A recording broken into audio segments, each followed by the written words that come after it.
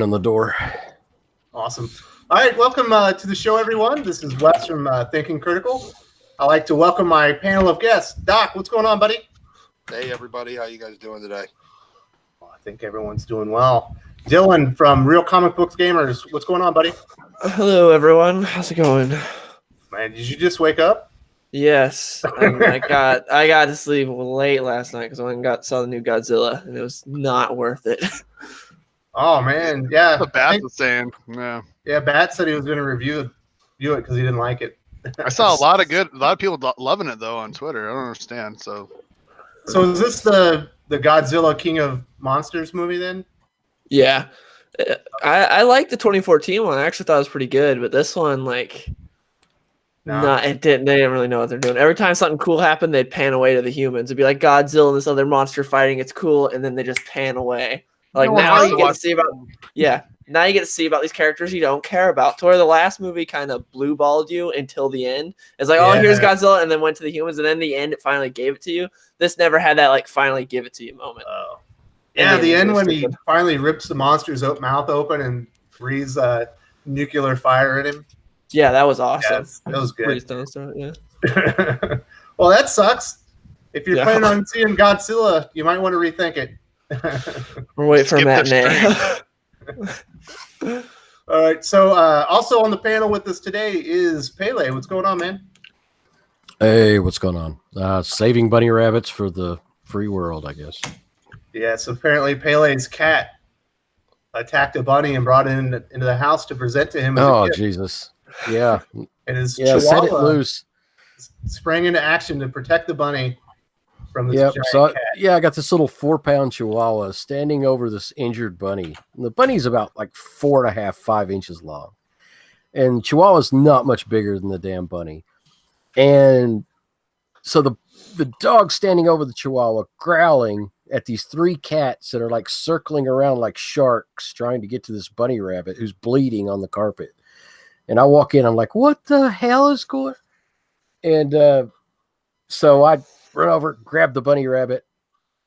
My wife comes in. She goes, what the hell is going on? I just hand her the rabbit, and there's blood everywhere. I'm like, hand her the rabbit, and I'm like, here, take care of this thing. And she's like, oh, she goes and carries it off, and I guess you guys have a bigger heart than me. If I would have had a bleeding rabbit in my living room, I'd been like, oh, trash. Like, there we go.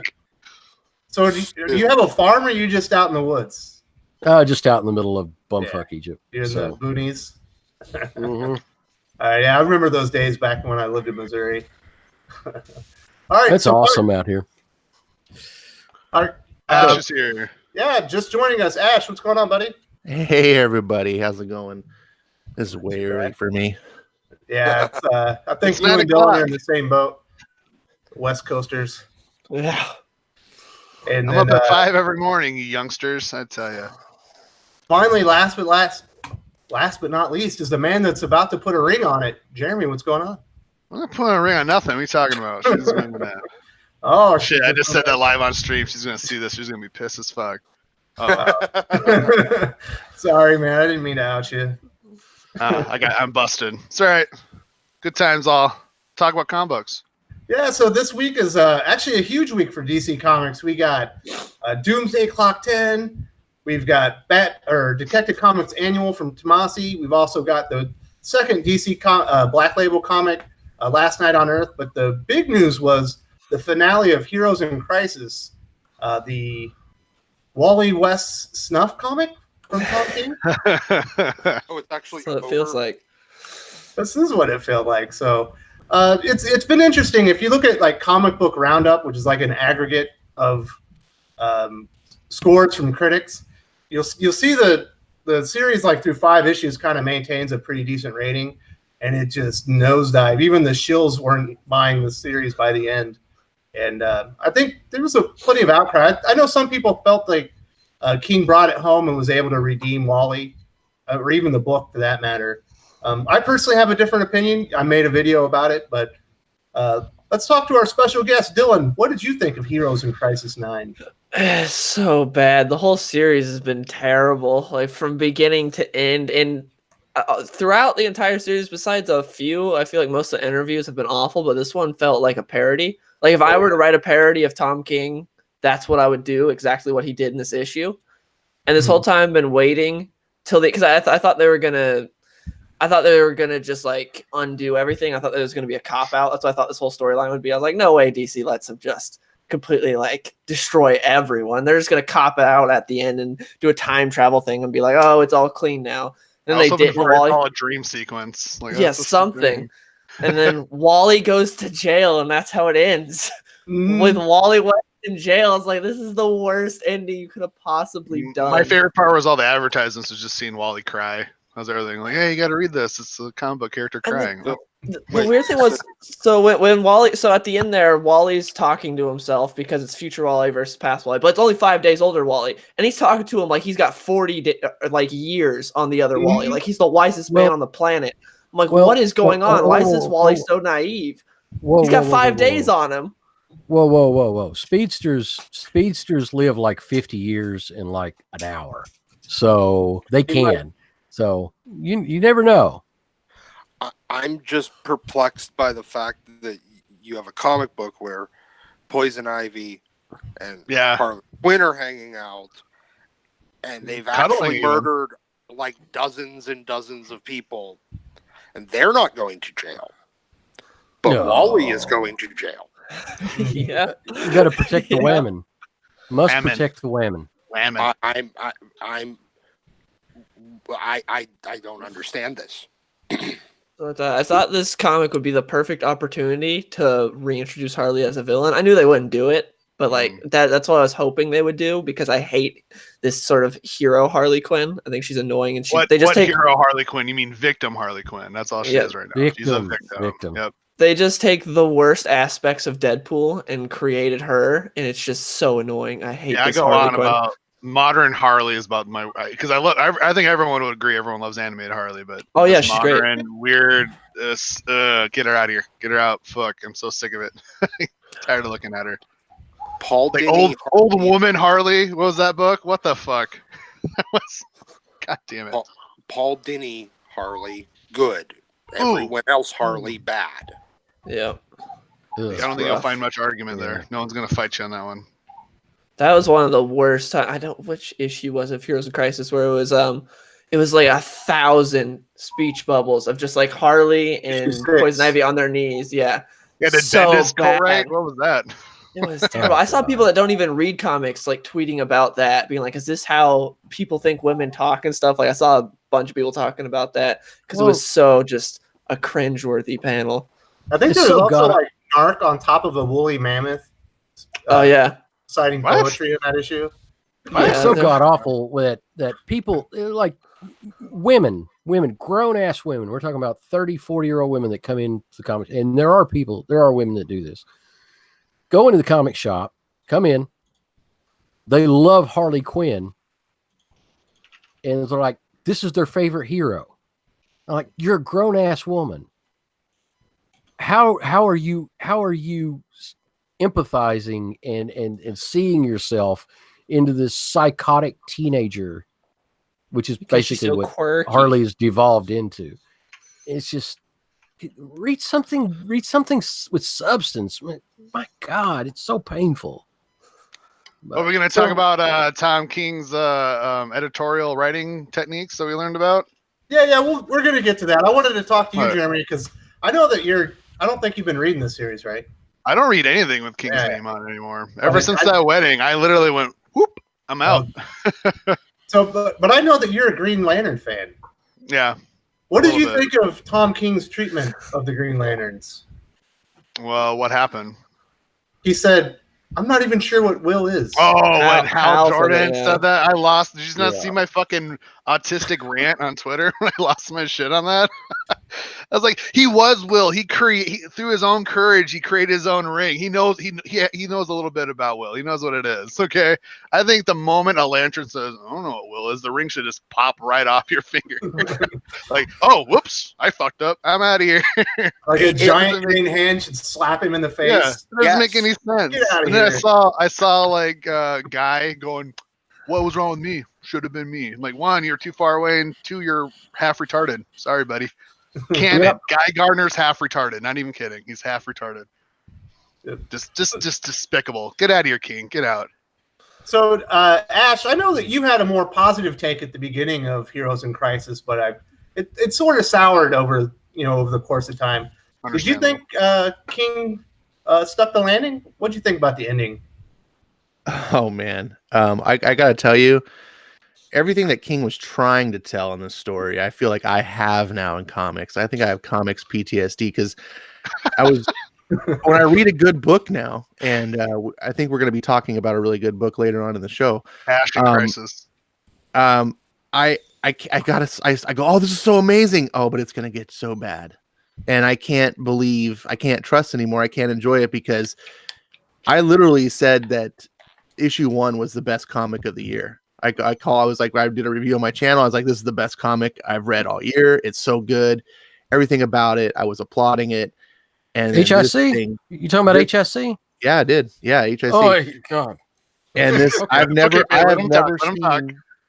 I have never seen a comic story nosedive from good to bad like this. It was just, it literally, we use the word train wreck a lot to describe things. It's kind of an overused term, but this really was an apt description of Heroes in Crisis, as issue 2 and then 3 came out and they weren't quite as good as issue 1, and then issue 4 was like, oh, where's it going? And then Ash, could you 6, 7, 8, and 9 were just like Miracle. I didn't read Mr. Miracle because Mr. Miracle started out like, oh, that's pretty interesting. Let's see what's going on. Just dry. Is anything happening? He's eating a veggie tray. This is fucking not fun. This isn't a good book.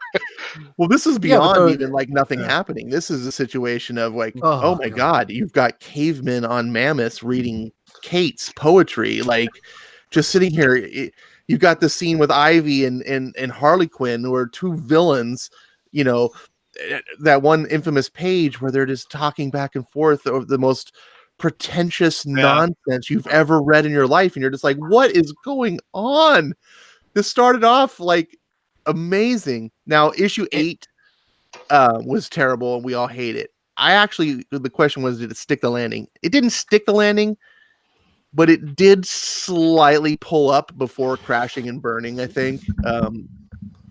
I do ultimately think that the book was a terrible ending. Like we talked about it being in jail. It was just like, what are you doing? But I was really expecting after issue 8, like, where do you go from here? Like, Wally is now a mass murderer, all this stuff. They kind of like revealed through Booster Gold's antics of like, oh, well, he didn't actually kill anyone, like murder anyone intentionally, because that was just a fake body that we planted, and that's like, okay. And Wally did kind of fess up at the end and was like, look, I'm not going to fake, I'm not going to cover myself, just put the cuffs on me. And I was like, well, you kind of at least gave him an ounce of integrity at the end, but you shouldn't have taken it away to begin with. We should have had Wally West from Jeff Johns' Rebirth #1 all along. Yeah, but he still set up 2 innocent people that were in a treatment facility for PTSD and made them look like murderers. Yeah. That is correct. Yes. I mean, I am not defending this by any means.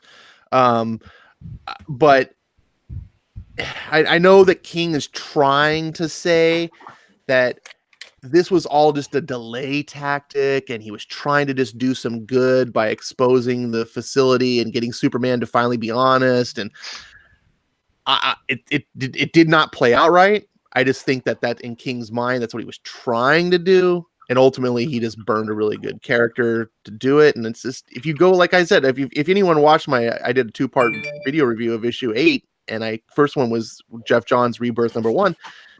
It's just not, this is not Wally West. This is the embodiment of hope, and you turned him into the embodiment of despair.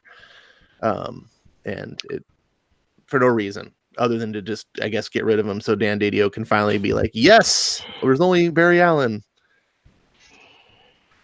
Yeah, so it's bad. It's really, really bad when Newsarama gives it a 5 out of 10. Yeah, if you go check out Newsarama, can't even suck it off. They usually, I mean, they're usually on their knees polishing King's knob over everything he does, and they give it a 5 of 10. So, yeah, and that book, I was reviewing it last night, like again, just to make sure I was remembering it better for tonight or today's show, and there's like 4 pages, I think, in that entire book that are consequential to the story at all. Mm-hmm. The rest is just pure, just garbage fluff. I'm talking to the camera. I'm doing this. There's just a couple of moments, and if you hadn't read anything, if you just picked up issue 9 and didn't know anything else, some of these moments that Clayman illustrates with Wally crying on his future self's shoulder and stuff like that, like, we're genuinely like, oh, this is kind of like there could have been something here in the hands of someone who cared and an editorial staff that wanted to shape King's story into something right. But instead it was just like no one cared. No one, from King to DC. And it was just, oh yeah, you want to destroy Wally? Fucking go for it. Here's the keys to the, drive it till it, the engine seizes. Do you think that's how King presented that storyline? He just pitched it. I just want to kill Wally. Can I do that? No. We'll get to how he No. It's much worse than that. Yeah, it's much worse than that. We're going to get to that. We're working to climax here. So, what did you guys think of the Bros Before Heroes? Like, oh god, with Booster Gold, with the murderer that's about to go to prison. What happened? I think that's going to be a meme. I mean, what happened? No, explain to me. Before it all wraps up, when Wally is talking to his future self and everything, Booster's there also. You have Booster, Blue Beetle, Harley, and Batgirl are all like spectators to Wally just talking to himself. And then Booster comes out to help him, explains everything like time travel and stuff. And then he fist bumps him and goes, "Bros before heroes," as this sort of quirky moment that King likes to throw in. Like he always fucking does. Kill me. What does that even fucking mean? Your fist Bros before heroes. And get that's his Booster. That's how he writes Booster. We can go save some lives, but instead it's Saturday. Let's go get a beer. Fuck it. Nah, bros. He still gets thrown in jail in the end anyways. Like 5 pages later, he's thrown in jail. So I was like, what is the point? Was he just trying to get a catchphrase in or something? That sounds really stupid. Well, what's happening in this scene, to elaborate a little further, is Booster's trying to cheer up Wally in a sense by saying something to him like, look, quit being so down. Like sometimes you just gotta, we're family and we got to think of each other. It's okay to think of each other before being heroes. It's not like you murdered anybody. Yeah, sometimes you just accidentally kill some people. It happens to the best of us. Bros before heroes. Right, we're looking out for you. Crimes. Because Booster lays out this whole plan to cover it up. That was like the whole thing, and he's gonna like, look, I got this. I got your back. I'm gonna whitewash this whole thing, and we're gonna be good. Like Nixon style.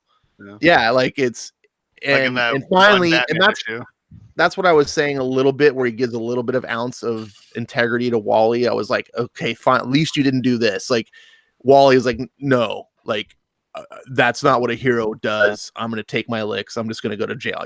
Thanks for offering to cover it up for me. So now he's a good guy, even though he was killing everybody? I guess I'm confused. But it's revealed now that Booster Gold is a complete sack of shit. Well, he's kind of already that before. I mean, beyond just being a general.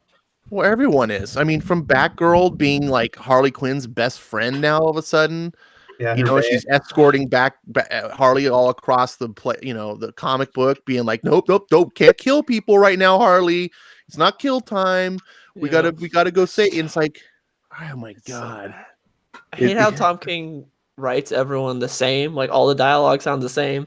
Everyone has like a nickname for each other. Like Batgirl always refers to Harley Quinn as Hun, and Harley Quinn always refers to Poison Ivy as Pretty Girl, same as Bat and Cat, how they always refer to each other as Bat and Cat. It's so annoying. He just constantly does that.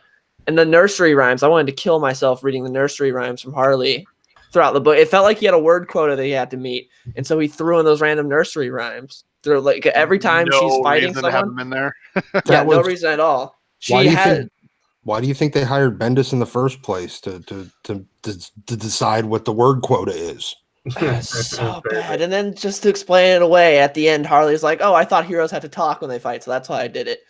and then she keeps doing it afterwards. It's so quirky and fourth dimensional breaking. Ooh, she didn't even Harley say Quinn. that. She said, "I thought you had to talk when you're heroing." Heroing, like that's almost that sounds a little too close to adulting to me, and I fucking hate that word. Even though she does it when she attempts to murder Booster. Yeah. So how's that heroing? She's just so cute and quirky, just like all the other girls. They're so quirky and awkward, right? I'm just random. She speaks in nursery rhymes and like fragmented sentences, so everything she speaks in is like prattle. Like, what adult would want to be in a relationship with her? What's it say about Poison Ivy and how stupid she is? Do we want to like date someone like that's mentally defunct? You know what I mean? There's some grooming going on here. I'm uncomfortable with this conversation. I think that King has serious issues with understanding like third and fourth order effects. Like when you let like a Batman watch Joker murder someone in front of him at a wedding, you're making Batman a terrible hero. In fact, he's not a terrible person. What person, even not Batman, would just allow that? Yeah. I guess I'll kneel next to a Joker now. That's cool. Or when you're writing Heroes in Crisis and Batman and Superman and Wonder Woman start up a facility called Sanctuary to deal with the PTSD of heroes, and then don't check up on the patients, and one of them doesn't accept the treatment and actually gets worse, but no one notices, and then he goes insane and kills everybody. It makes Batman, Superman, and Wonder Woman look like dipshits and terrible people. And it even makes his best friend and mentor, Barry Allen, look like a terrible person. Like he didn't care about his friend that he sent to Sanctuary for treatment. Like that you told me no one talked to him too, right? They sent him to the Sanctuary and no one even talked to him or gave him any kind of therapy. No one can talk to him. Yes. When you're in the treatment, you get like treatment from robots. You don't get any one-on-one contact with people. So so I haven't read it, but I've seen like the panel layouts of like because the 9 Greg's King, right? So that's just them blindly and just talking to some robot. That's all. That's all they're doing. So it's like a reality show confessional. Yes, like MTV Real World. Those 9 panel, every one of those characters is something you just lose all respect when they say something. Like, oh, you're not even a hero anymore. You're just a little bitch. It's terrible. Like I don't even get heroes complaining about being heroes. That's retarded. Yeah, Sanctuary doesn't even seem effective in any way whatsoever because the only 2 ways of treatment are you talk to a robot, so it's literally just a hero could just talk to Siri and it's the same thing, and then and then they have VR. Google. Where everyone relives their trauma, which seems like the worst thing to do possible. Like people literally just go back and relive things that they hate doing, and they just go through it because they're like in pain or whatever. And that's what you can do. You have a VR system there that's like super advanced Kryptonian tech, and you can tell it to do whatever you want. And so a lot of people there just end up reliving the trauma. And this just sounds like the worst idea ever and doesn't cure anything or help anyone. So Harley gets an Oculus Rift. Can I be depressed? Awesome. So like when Harley is doing her treatment, she's just like killing Joker over and over while she's flirting with Ivy. Oh, I'm sure that's great for your mentality. No, that would be that would get some closure on that by murdering him again in a new way. We need to get a real serious clinical psychologist to look at Tom King and what he's writing and what he's doing, and see if we can get him committed. Because didn't you have someone comment that said they were like a therapist or something? Yeah, because a lot of my video is like what terrible people they were and how everyone let Wally down and basically made him into a murderer because no saw that the treatment wasn't working and no one was there to help him, and the facility made no sense. And a guy he came and was like, I work in a psych ward. He goes, you would never get treatment without one-on-one with the doctor.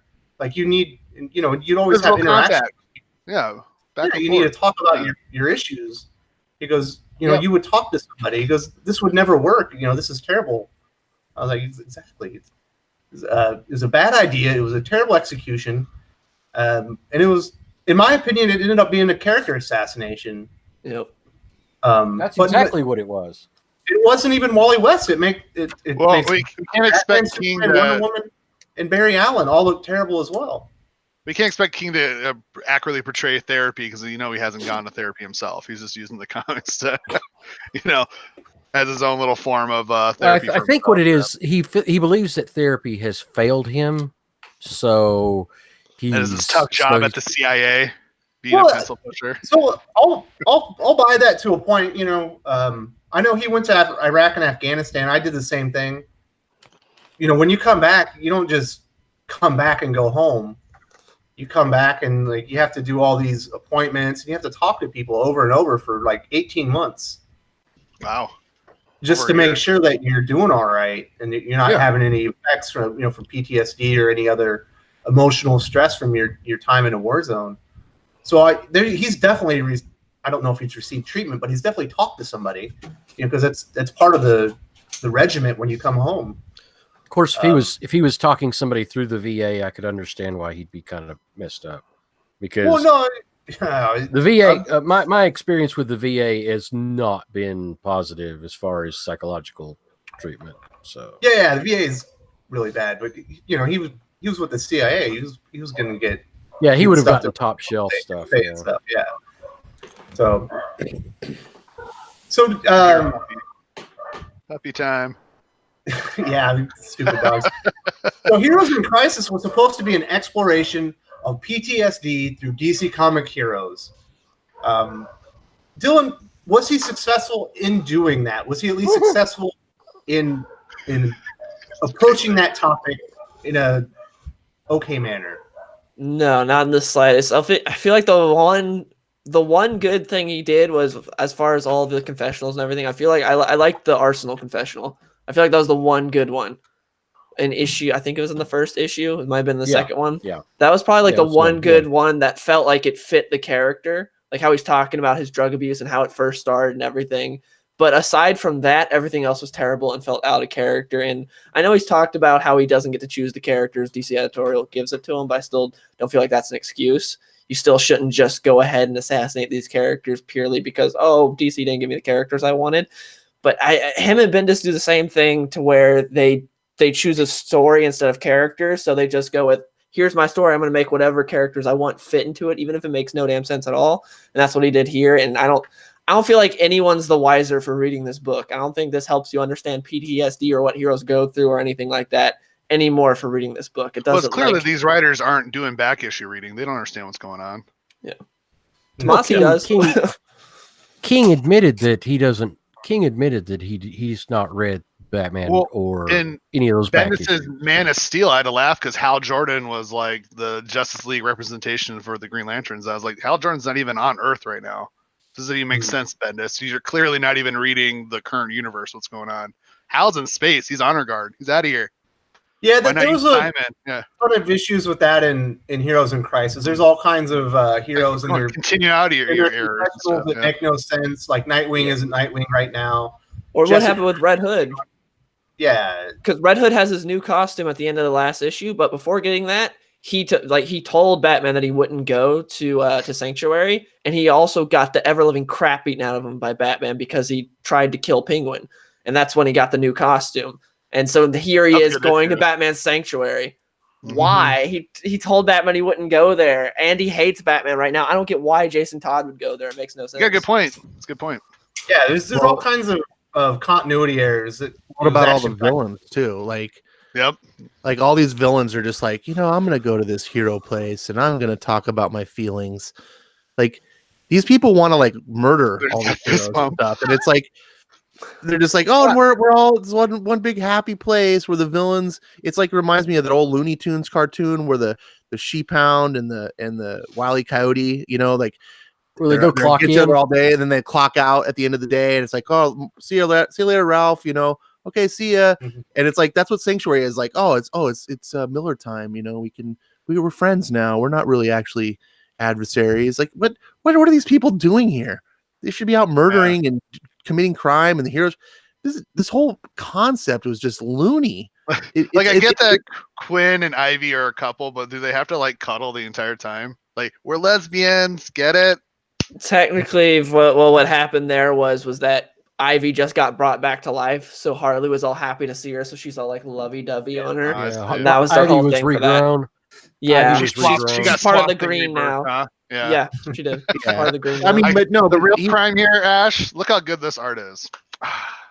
Oh yeah, what I want to know is, why does she look so awesome and Swamp Thing looks like ass? You know, if they both regrown. So okay, it must be Woman's. Okay, all right. Well, and Swamp Thing's got that male privilege of being really ugly. So I don't think Clayman knows how to draw women ugly. Okay. He does good art. It's great art. That's amazing. I would love to look at that if it was a good story. Sorry. Yeah, drags real Clayman. While we're on the topic of villains, real quick, I just want to. There's one thing about this that I wish I threw in my review and I didn't. I put the page up here. It's the very next page after the Bros Before Heroes nonsense. It's the bottom two panels. Oh, and she needs them in the balls. And she needs them in the balls, but it's more than this. On the surface, it's Harley Quinn kneeing Flash in the balls. No big deal. But ultimately, this is a 9-issue epic of, character assassination, as someone just said. And look at this closer. She knees him in the balls, and everyone just stands around looking at Wally, fetal position, cringing in pain. And it's just sort of like, look at how pathetic you are, Wally. From an audience standpoint, this is Tom King saying, there you are. You're done. This is what we've done to Wally. Wipe our hands. Past Wally or future Wally? It doesn't matter. It doesn't matter. Well, I'm just saying, because if it was past Wally, future Wally is a dick, man. You got to save your balls. This is young Wally. This is young Wally. But I would have moved me aside. You're going to get one in the boys. You got to watch out. DC Comics allowed essentially one of their tried and true heroes, the representation of hope, to be kneed in the balls by a villain. And then sit down, lay on the ground, and the camera focusing on him in a sense of mockery while everyone just stands around and is like, oh, yeah, you deserve that. Like, what the hell? Who? All of these people, look at the top panel, the very top, all these people standing around are all fucking assholes. Like, they're just, let's let Harley Quinn knee our pal that we just spent moments saying, we're here for you, buddy. We're here for you. No, you're not. You're letting a fucking murderer knee your pal in the balls, and you just sit around and look down at him like he's a joke. This is some of the worst symbolism I have ever seen in a comic in my entire life. Could you imagine being a Clayman, getting the notes from Tom King, be like, hey, now can you draw Harley kneeing Wally West in the balls while everyone stands around and just looks at him? I'm talented for this. Doesn't he have super speed? Couldn't he see that knee coming a mile away? And Tom King's like, nah. So he chose to get hit in the dick. Yeah, just looking at it, just coming really slowly. He's like, I deserve this. Female or future, yeah. Shouldn't at least Flash himself? Shouldn't older Flash at least stand up for himself? Like coming in like, whoa, stop! You can't be doing this. This is our boy. Then he might cause the next Flashpoint if he doesn't take a knee to the nuts. Fuck. I will say this though. Side note: I'm happy to see Quinn in her Jester outfit, which is the only outfit she should ever be in. So happy to see that. I didn't notice that at first. So, Jester's the best outfit. All right, that doesn't matter. It's the same. That's the only way I want to see her. Okay, good. Let's go.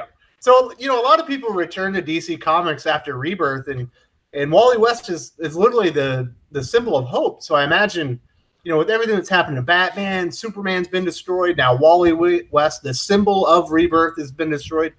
A lot of readers have to be, walking away again. Is that what you're experiencing at the shop, Pele? Oh, yeah. Yeah, we don't have anybody buying this shit.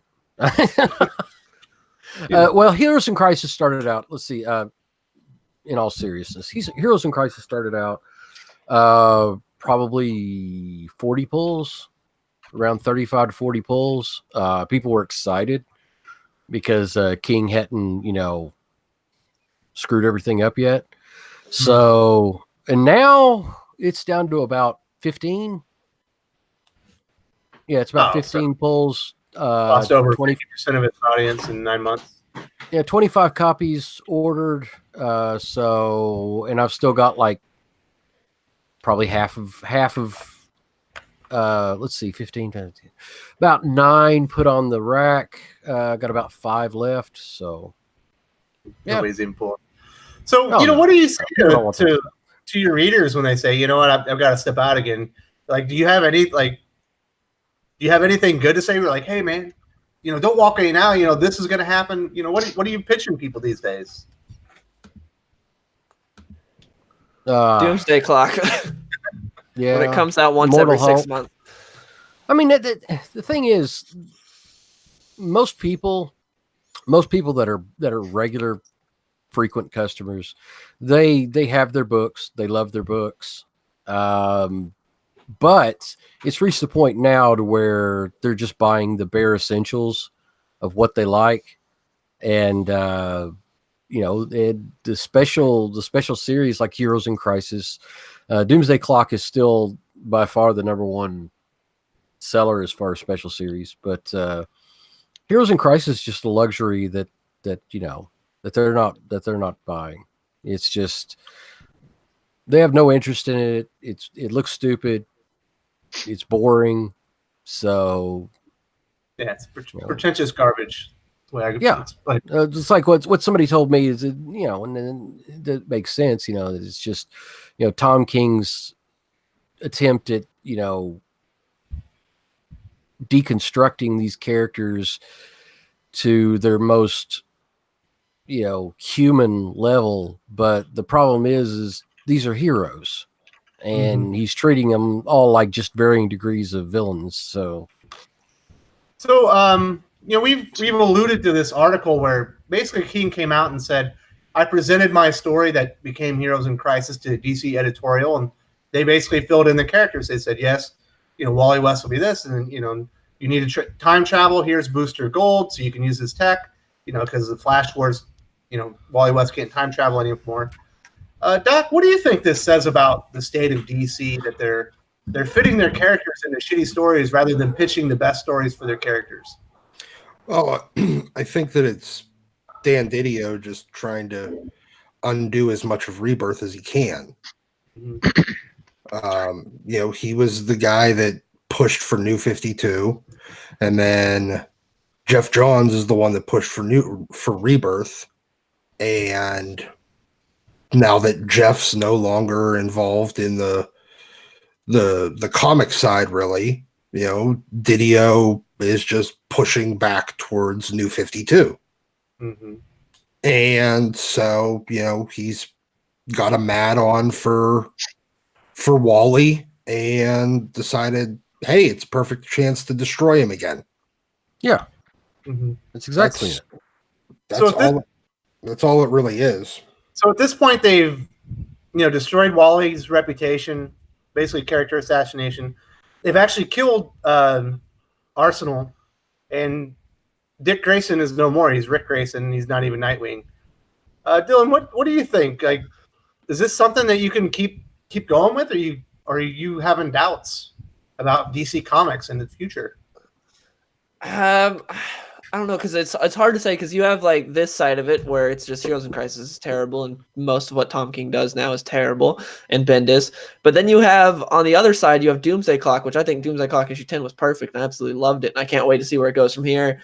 Last Eye on Earth was really good. What Tomasi's doing with Detective Comics is great.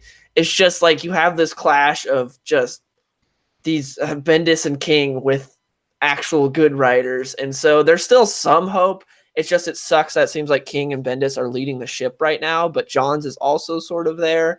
So, and who knows what Snyder's going to do after Last Night on Earth. I still have some hope.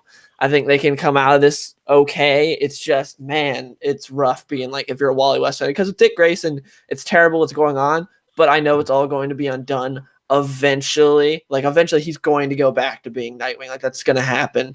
To where with Wally West, it's so hard to wipe your hands clean of murder. Like, Dick Grayson didn't kill anyone. He's just going by a different name now and acts completely different, but he's not doing anything immoral.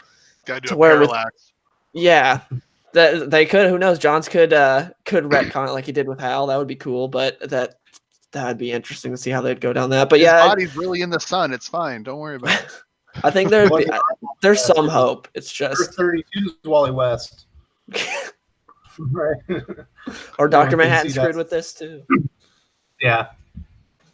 So, Ash, what do you think? I know, you were a lifelong Marvel guy before you gave up comics, and then DC was really your entryway drug back into the comics.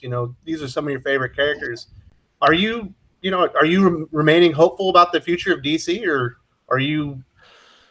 Man, I gotta tell you, Rebirth made me kind of it lured me into DC, and I really like a lot of stuff what Rebirth represented and did, and it's really making Marvel look a lot better. DC is I don't know how you do it. How do you Marvel's down the lowest they've ever been in their entire history, probably.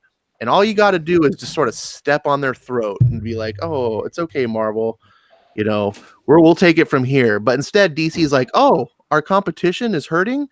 Wait, everyone screw up really bad, so we can screw up. We can be worse and make all those people that we got from Marvel that we took, and we're finally getting the market share. Let's send them all back." I have no idea what DC's doing, but Dylan makes some really good points though as well. It's often easy to focus on some of these horrendous things, like Bendis coming to Superman for the past year has just been in the limelight. Tom King wrecking their biggest franchise in Batman. That's easy to be in the spotlight. And it's easy to look at those type of things and be like, "Oh, DC is so bad." But then every time they do something like that, it's like, "Oh yeah. But by the way, we've got this new hotness called White Knight, and look what Scott Snyder's doing, and look at we put Tomasi on Detective Comics, and Hawkman is one of the best comics I've read in forever." Every time they do something terrible, they're like, "But we're also doing something amazing," and so you're just like, what? If you could just stop doing the terrible, just take your foot off the terrible button, just keep. And it's so that there is hope. And I think ultimately I'm at the point where we need DC. I think DC is really important because Marvel is making some inroads. They're doing a couple of good things, but they're still a shit show. We should make no illusions about it. Marvel's in a terrible spot, and they got a lot of work ahead of them. And without DC, what's the industry? It's just a bunch of indie books. And I do like my indies occasionally, but that's not enough to keep the comic industry going. So yeah, I do have hope for DC. They still have most of the best creators like Tomasi, Venditti, Schneider. Man, what Schneider is doing. If anyone knocks Schneider going forward, I'm like, Schneider's not that good, I'm just gonna be like, read this book. We'll get to that. I'm sure. He still blocked me, so he can still eat a dick. Oh. He hasn't blocked me. He can still eat a dick. I'm with you, Doc. I like Snyder to a point, but I think he makes his stories end up being too complicated. Not everything has to be the biggest fucking story of all time. That's true. That's true. Let's get back. He's not going to be everyone's cup of tea.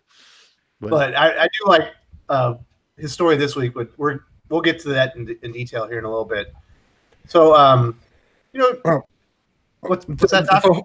The thing that I was going to say is DC of the last year is basically a lesson on how to snatch defeat from the jaws of victory. Yeah.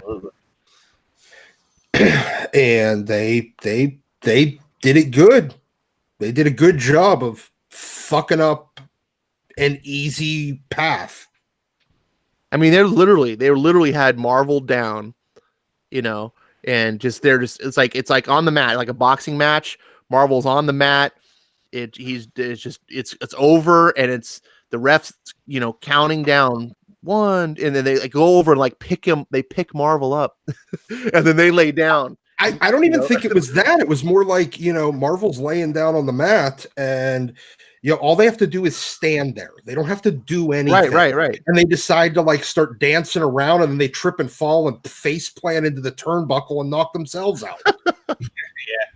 So I don't know if everyone knows this, but Patrick Gleason, one of the artists that was heavily associated with Superman, recently defected over to Marvel with an exclusive contract. Oh, and I know that. Yeah, that's one of those things that we haven't really seen for quite a while. Not many people were actually wanting to make the leap that way because of the amount of creative control and things like that you have at DC. So what my sources are telling me is that there's a big issue at DC because you have Team Bendis, because he's brought in DeConnick, G. Will Wilson. He's brought in his own editors. He's brought in a lot of his own artists and stuff like that. And he's getting a lot of power. And I guess he's big into politics in the comic book industry. And you have kind of King's little group, and they don't like each other very much. And they're kind of going head to head. And they're pushing out all the normies like your Tomasis, Jurgens, your Vendittis. They're putting them on all the shit. That's why Jurgens is doing like the mop up duty on Green Lanterns. I think he's just now got the Nightwing, trying to fix that for him, and they're not getting any choice assignments now. And I'm hearing even Snyder himself is fed up, and it's likely that we're going to be seeing a lot of these guys moving over to Marvel or moving off from DC when their contracts are up for creator-owned work.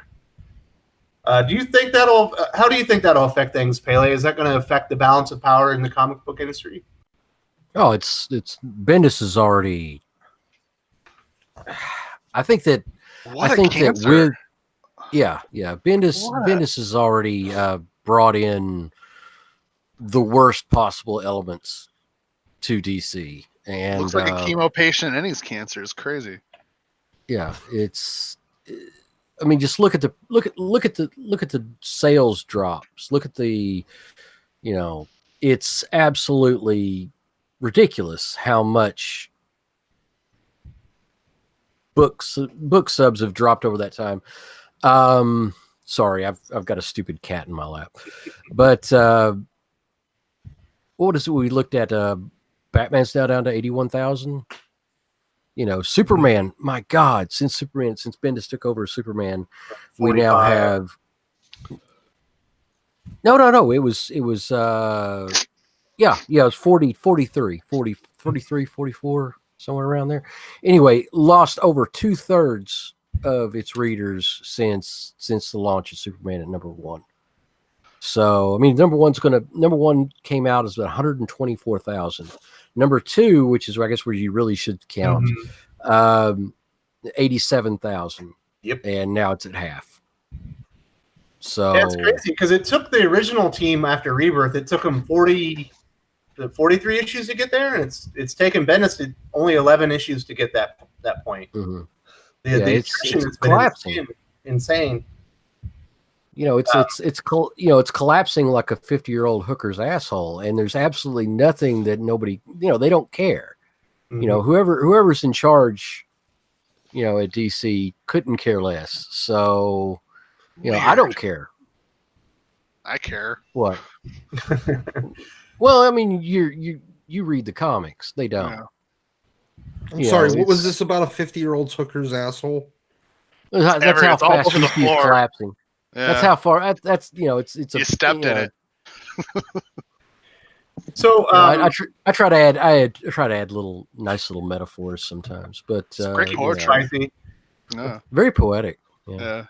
So I don't know if you had heard all that as well, Ash. What do you think? I mean, when I see Patrick Gleason leaving, who's so amazing on Superman, it breaks my heart for DC. But then I hear that there's likely to be another glut of great creators leaving that are normies because they can't take the politics that Bendis and King are playing in at DC. Is that? What do you think about that? Well, it sucks. I don't know how truthful that is. I don't think Marvel has it within them to pull many people over. So they pulled something out of their ass to get Gleason, but many. The big talent at DC, especially Sean Gordon Murphy, are famous for razzing Marvel and saying they can't afford me. Marvel just doesn't want to pay, and they can't really pay anyone. They don't have any books that are, justifying any real talent. I don't know what, like I said, I don't know what they're doing with Gleason. I think they're putting him on Amazing Spider-Man, and they're going to hope something. That's been doing good, right? Mm-hmm. Amazing. It's doing decent. I think it's at 60K sales, but no, it's like 80. It's over 80. Yeah, that would be over Batman. It's not over Batman. No, Batman's at 81. Spider-Man's right there with it.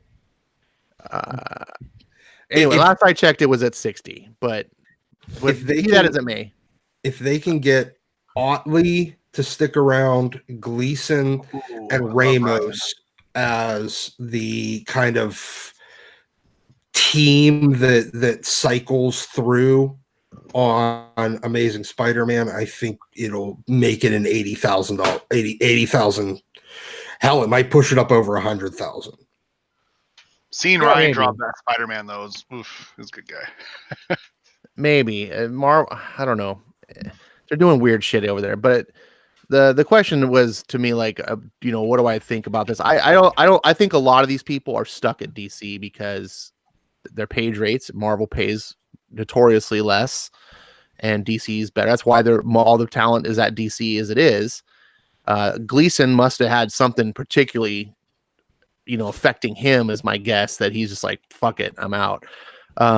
But most of these guys can't, and Marvel can't afford to extend all these same type of offers to everybody. Otherwise, they'd be like the old Marvel in the 80s, where under the Jim Shooter era, where it was like, let's just get all the best talent and crush DC. Amazing Spider-Man last issue was at 75,000. Okay, damn, that's pretty good. No, that's nothing to write. I mean, that's nothing to sneer about for sure. It's right under Batman as the best-selling ongoing series. Well, by the time we reach 85, by the time we reach 85, Spider-Man will pass Batman. So, I think so for certain. Oh yeah, he just shed 6,000 subscribers or issues ordered in 1 month. Yep. But that's because of Nightmares, likely. But Batman is losing steam fast.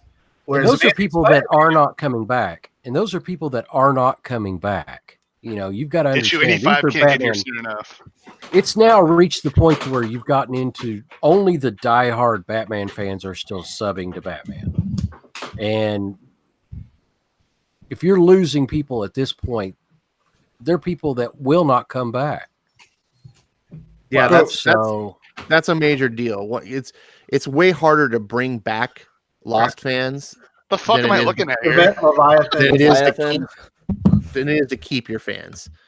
And that's the thing that DC that's scaring the shit out of me. It's like, look, it's not like you just can have Bendis and his little buddies twirl around a little bit and Tom King can fuck up shit. And then it's like, oh, it didn't work. Okay, we'll just stop and everyone will be happy again. No, you have to build years of goodwill to get people to come to these books. And like Rebirth, you kind of did that, right? They spent years going, please trust us. We're going to do good this time. And fans slowly trickled back a little bit, but not in the big numbers. And then just when they started doing that and they were gaining that market share and Marvel was down, they were like, screw this. And now next time you try to do a Rebirth and try to win your fans back, they're going to remember and be like, no. I remember what you did last time. Screw it. And it's just going to be that much harder to get fans back again. And this is a scary time to be a DC fan. And like I said, Marvel's making some inroads. They're doing, I guess Spider-Man's pretty good apparently. It's damn good. Hunted is a great story arc. It's like, just usher your fans. Hey, go read Marvel. It's really good. Like, just go read any publishing house that Bendis isn't on. That's what you have to do. Yeah, he's become the Mark Waid of the 20 teens. See, I always had this thing with Waid. This is going back to the 90s, where whatever company Waid was with, I was reading the other one. Mm-hmm. Because he was and this is before I knew how much of a fucking cancer the guy was and how much big of a shitbag he was and how big of a man baby he was. Like I didn't know any of that shit about him. All I knew was everything about him and the people that he brought around his orbit made me hate the books that he was on. And so I would avoid the company that he was with because it was one of those things where I can't trust you to not hire this guy. How can I trust you to not hire a bunch of other guys that are equally shitty? And I kind of got the same feeling with Chuck Austin for a little while, but then he just kind of flamed out of the industry. But Bendis has become that guy. Mm-hmm. Mm-hmm. In the same way, the Herald of Destruction, but for the comic book industry. Yes, and that's a big. I don't think the comic book industry has really understood that his role has changed. They're still seeing 2004 Bendis when you're really talking about, yeah, like no, you're thinking now, think about it as Angel and Archangel, You know, he's become Angel of Death, Bendis, instead of guy that helps sales Bendis. And the industry hasn't caught up to that. They're still stuck in that mindset. The industry is very, very slow to adjust, and it's very, very bad at learning the correct lessons from things. When perception shifts on a creator, they don't think that they think, oh, well, it's just temporary. It's going to come back to what it was.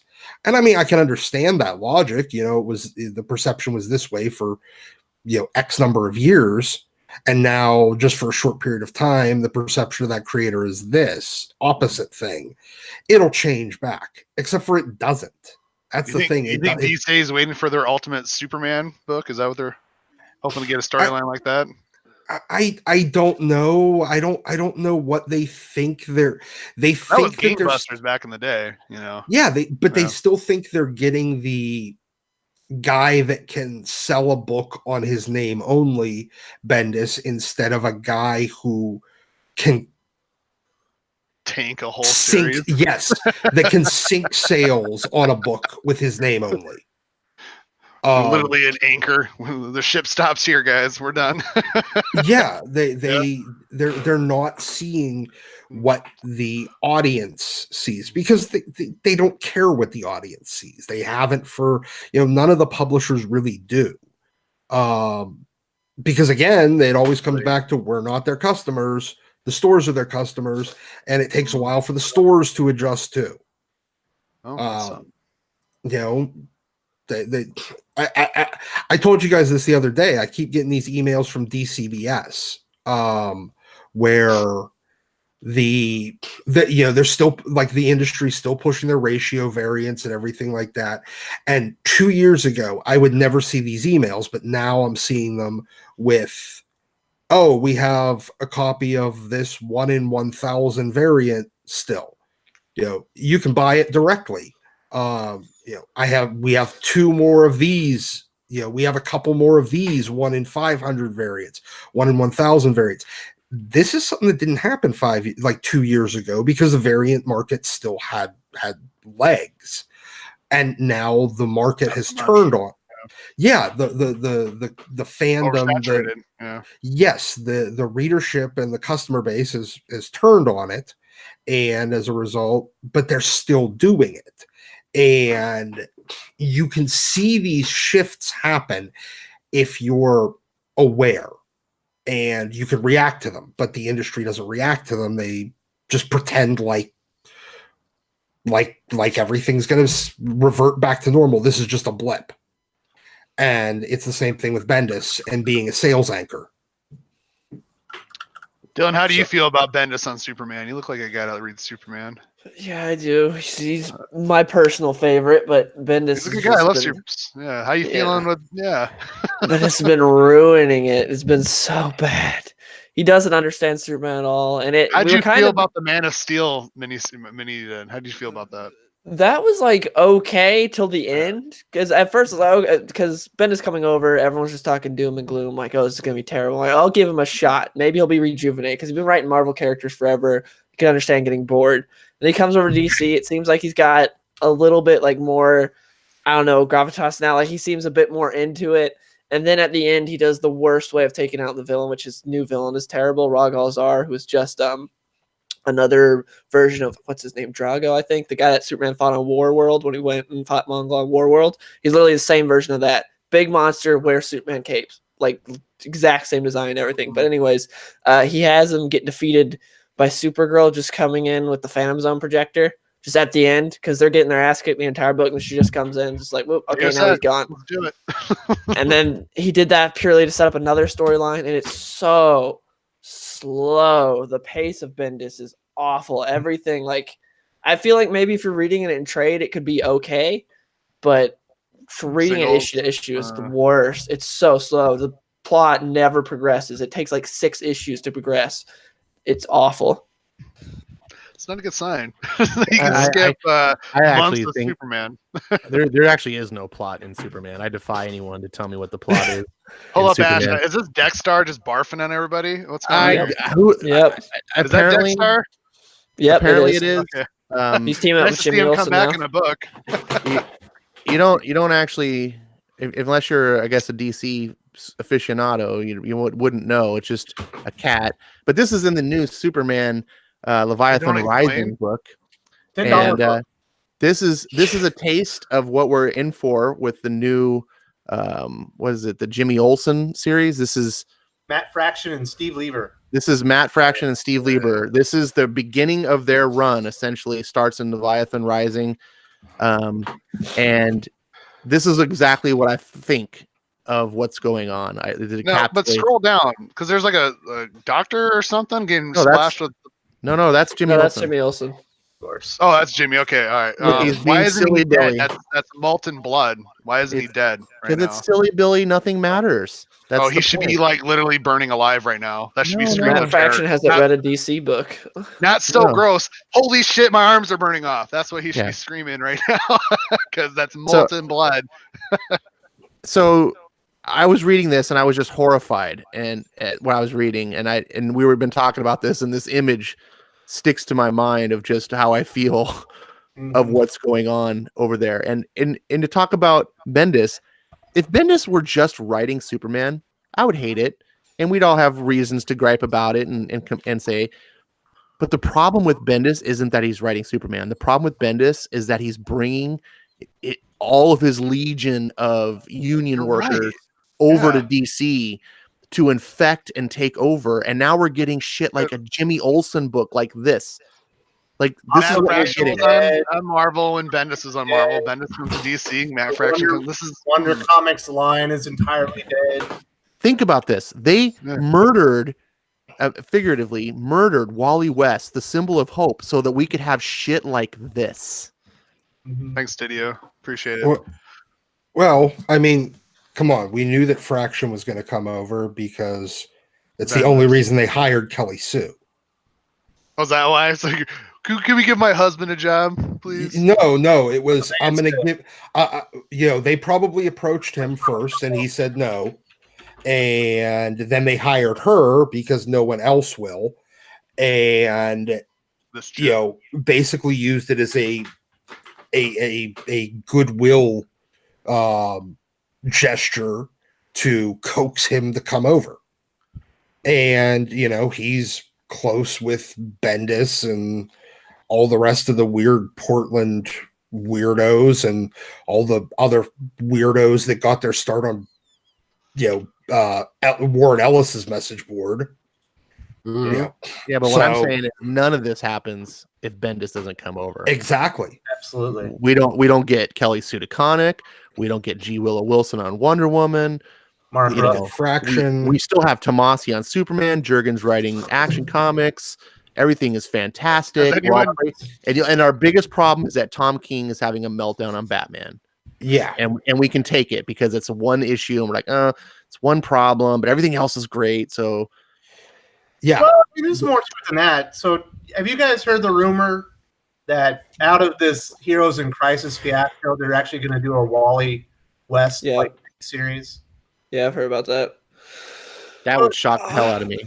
It feels completely inappropriate to go for a cash grab after you do that to a character like that. Pele, is that what you're hearing as well? Yeah, it's that's what I've heard as far as the relaunch of the Wally West. I can only imagine that it's going to be some type of further deconstruction. Character assassination is not complete. Well, it's going to be an autopsy from what I can gather. They've already killed the son of a bitch. So now they've got to tear him to pieces and see, a vivisection where they dissect him while he's still alive. Yeah, they've got to disembowel and and they've got to find out what he had for breakfast 3 weeks ago, and it's the probe his anus a little more, maybe bring in Harley to punch him in the balls a few more times. Do you think he will be on that book? Pardon? Do you think Tom King will be writing that miniseries? I think that he'll be in charge of editorial on it, just to make sure that it's been debased properly. Make sure that Wally's been put in his place, and the people who like him, have been thoroughly dissatisfied. So, I mean, I really can't describe any other way to put this. I mean, there's just certain characters that he seems like he's intent on shitting on, and it's the same thing with Bendis. The only thing I can gather is that they're trying to destroy certain characters and trying to actually drag DC down, in some way. So I don't understand it anymore. I just do not understand the direction they're going in. So, speaking of why he selected these particular characters that he can, just kick in the balls and, and humiliate and turn into mass murderers, because heroes don't matter. Only villains matter. And every hero is a villain inside, and all that kind of shit. Well, aren't they about to do that whole Year of the Villains thing? Yeah. Oh yeah. It wouldn't surprise me if Wally ends up as turned into a villain. Well, that's what they're doing. It's the Secret Six. It's going to be 6 DC heroes that turn into villains. They have like a Jekyll and Hyde type thing. I'm assuming it's Psycho Pirate, but I guess it could be something else. I know it's coming out of Dark Knight's Metal and the Batman Who Laughs. I was hoping for that, and Heroes in Crisis issue 9 kind of dashed my hopes, because while at the 1 minute, one side they're adding that last ounce of integrity to Wally West, was the symbol to me that nope, this is not actually the messed up Wally from the dark multiverses. So that was kind of my hope. Like, this is the way you fix it, is by making this a non-functional Wally. If you read Metal, you guys understand, like, all the characters from that dark multiverse are all like, they're not proper. They're messed up, and they were supposed to. That whole universe was supposed to be recycled, and it wasn't. And that's why it went all corrupt and weird. And the fact that Wally at the very end is like still pure of heart, kind of like shows like, nope, this is actually not one of those messed up Wallys. And so any hopes you had that this is a dark multiverse Wally and real Wally's still out there and we can find him, that would be a cool story, is gone. It's like, nope, this is actually real Wally. We actually really fucked him up, and enjoy. So Wes, wait, you said the Year of the Villain, they're going to have 6 heroes turn to a villain, you said? Yeah. They're villains all along. Like, but didn't Marvel already try to do some of that with the Axis event? Oh, probably. Everything. No, that's where they did the whole flip. Yeah, but they did a thing with turning villains, all heroes into villains, and all villains into like heroes. Thor was no longer worthy, and Stark was like a maniacal retard or something. I couldn't remember. It was really stupid. So yeah, I've seen these parallels. Bendis moves over, and the same thing happens over at DC. There's doing the same. There's trying the same roads. If this plays off like they're leading into, is a little bit different, because it has to all do with the dark multiverse, and that there's like these corrupt versions out there, and the whole thing.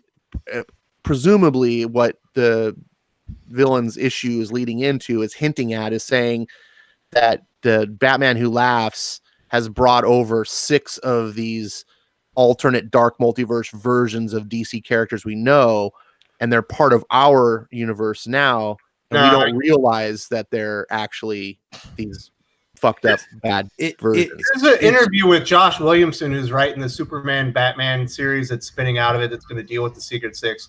And that's not what he says at all. He says there's 6 heroes in the DC universe that are going to be corrupted and they're going to become villains. Some of them are going to know that they're bad, but they don't want anyone to know. Some of them are going to be like Dr. Jekyll and Mr. Hyde.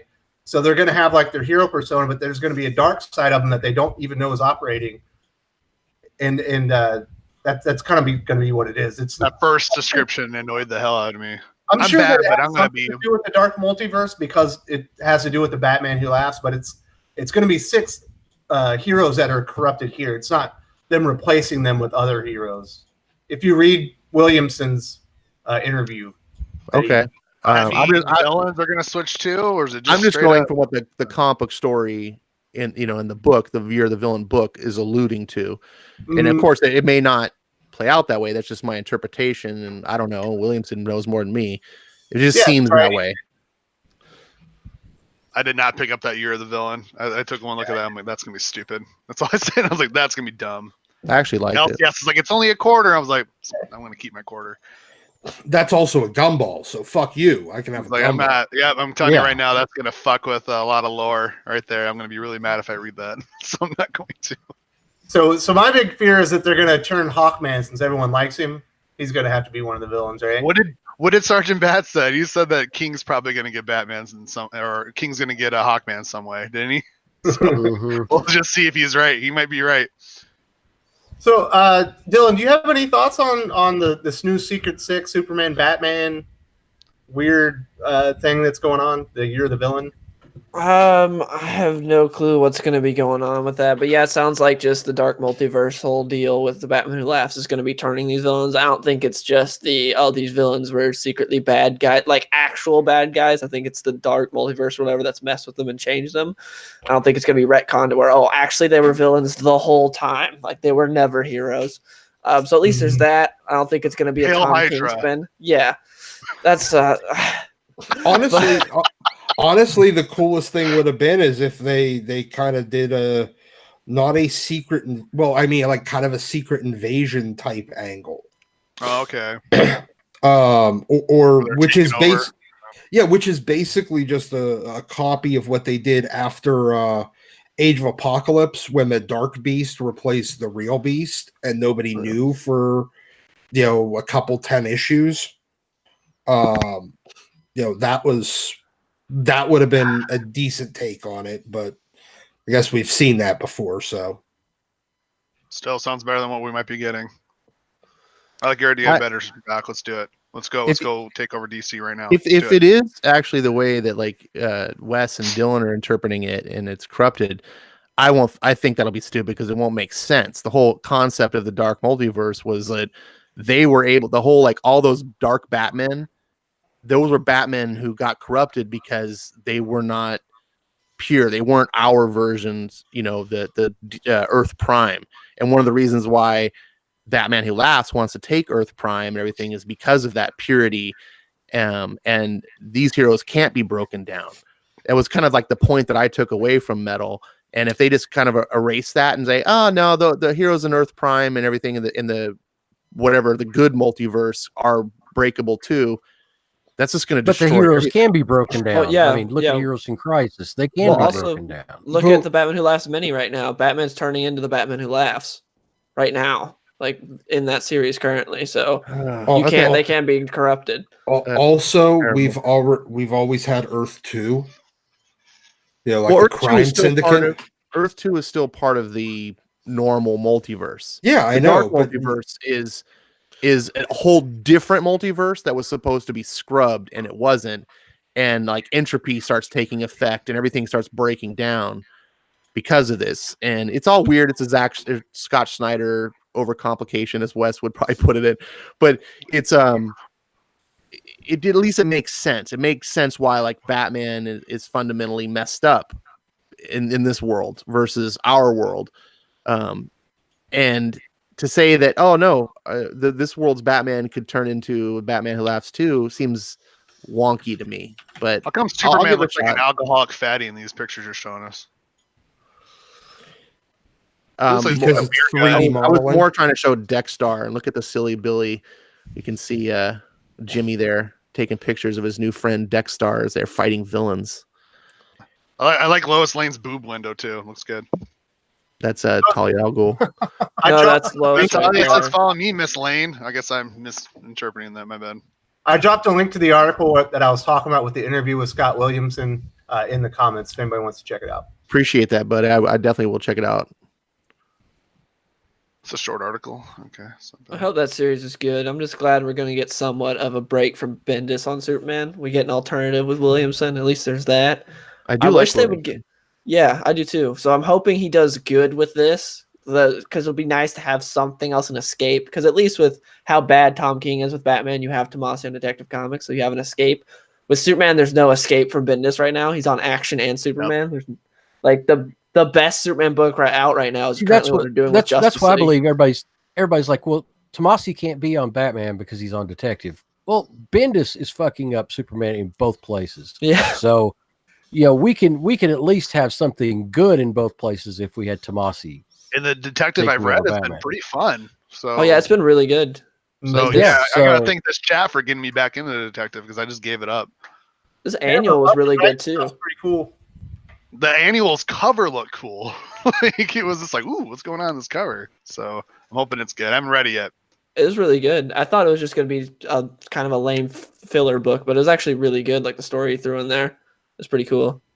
And everything he's been doing with Arkham Knight's kind of cool. Besides the whole like reveal with the Arkham Knight of, I'm fine with who the Arkham Knight is. It's just kind of weird where they're like, look at this super jacked dude. Oh, it's a woman, but they're like 6'5", 250 pounds, huge, bigger than Batman. And then I gave the Arkham Knight some shit for taking the idea from the game, though. But I guess what are you gonna do? It's Ronin. At least they changed it from the game. The game did terrible, making it Jason the game Todd. Did Jason that was Todd. awful.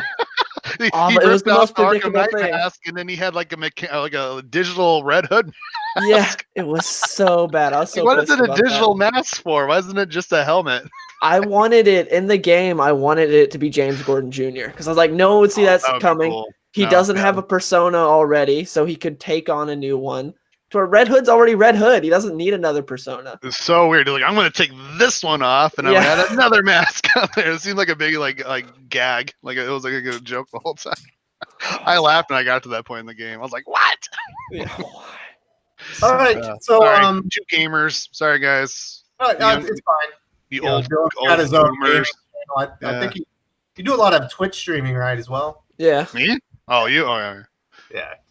No one wants to watch you on Twitch, Jeremy. If I were to live stream a game, it would just be me going, drinking beer, fucking playing video, just like not talking. Oh yeah.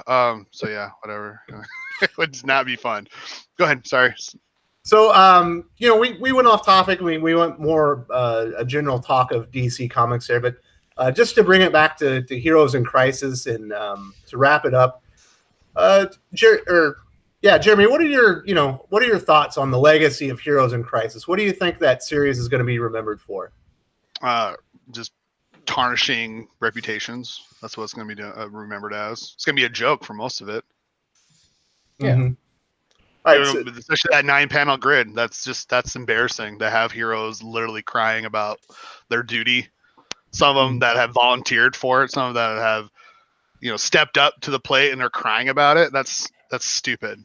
And I guess I'm really projecting the Hal Jordan one because that dude, he fucking motherfucker. He stepped up.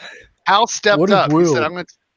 Well, that made me mad. All those heroes have gone, I'm going to do this. They wouldn't cry about it. That's tarnished. That's what's going to be remembered as. So Doc, I know you don't actually read the series. Everything you have is from maybe YouTube, Twitter. So you see everything from an outside perspective. As someone who didn't had the misfortune of reading the damn series, what are your thoughts going to be on Heroes in Crisis? I'm gonna think that I saved myself $36. Mm-hmm. I think it was a $3.99 book, right? Yep. Okay, cool. Then I saved myself $36. That's all I care about at this point. All right, so Doc saved some money so he can buy his holy grail of comic books. So yes, I can get that X-Men #1 still, right? Oh no! Shut up! Oh man, you jinxed him. What a dick. You fucking jinxed me, asshole. Sorry. Been reading too much Bendis in the Jinx world. All right, so Pele, what from your retailer perspective, and a long-time reader, what are your thoughts going to be on Heroes in Crisis when it's all said and done? I think within the next 6 months it'll be forgotten. I think that you think so? what few people actually remember it, they'll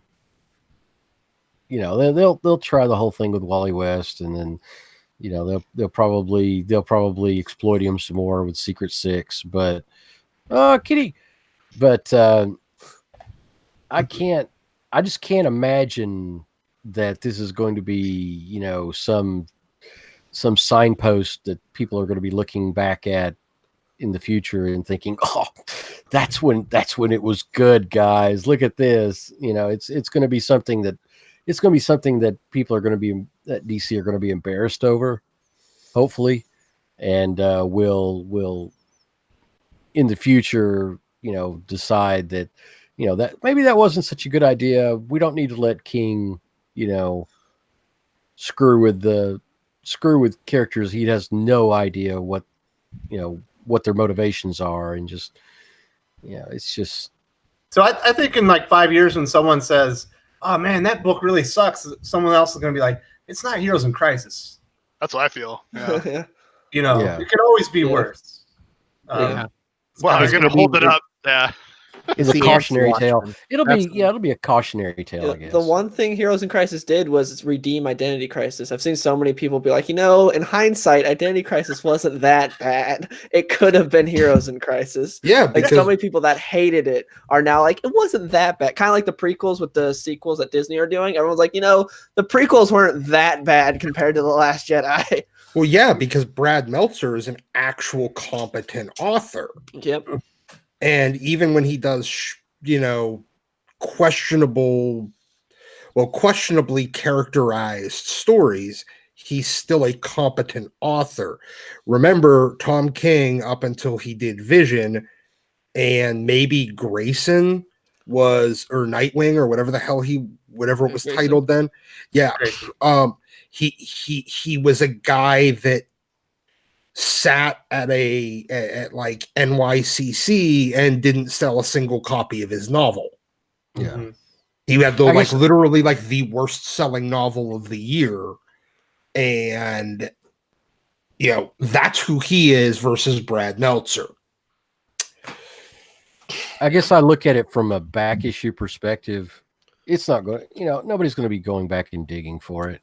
You know, if people see it, they're going to see it in the bargain bin, and they're going to like, oh, what's this? You know, pay 50 cents for it.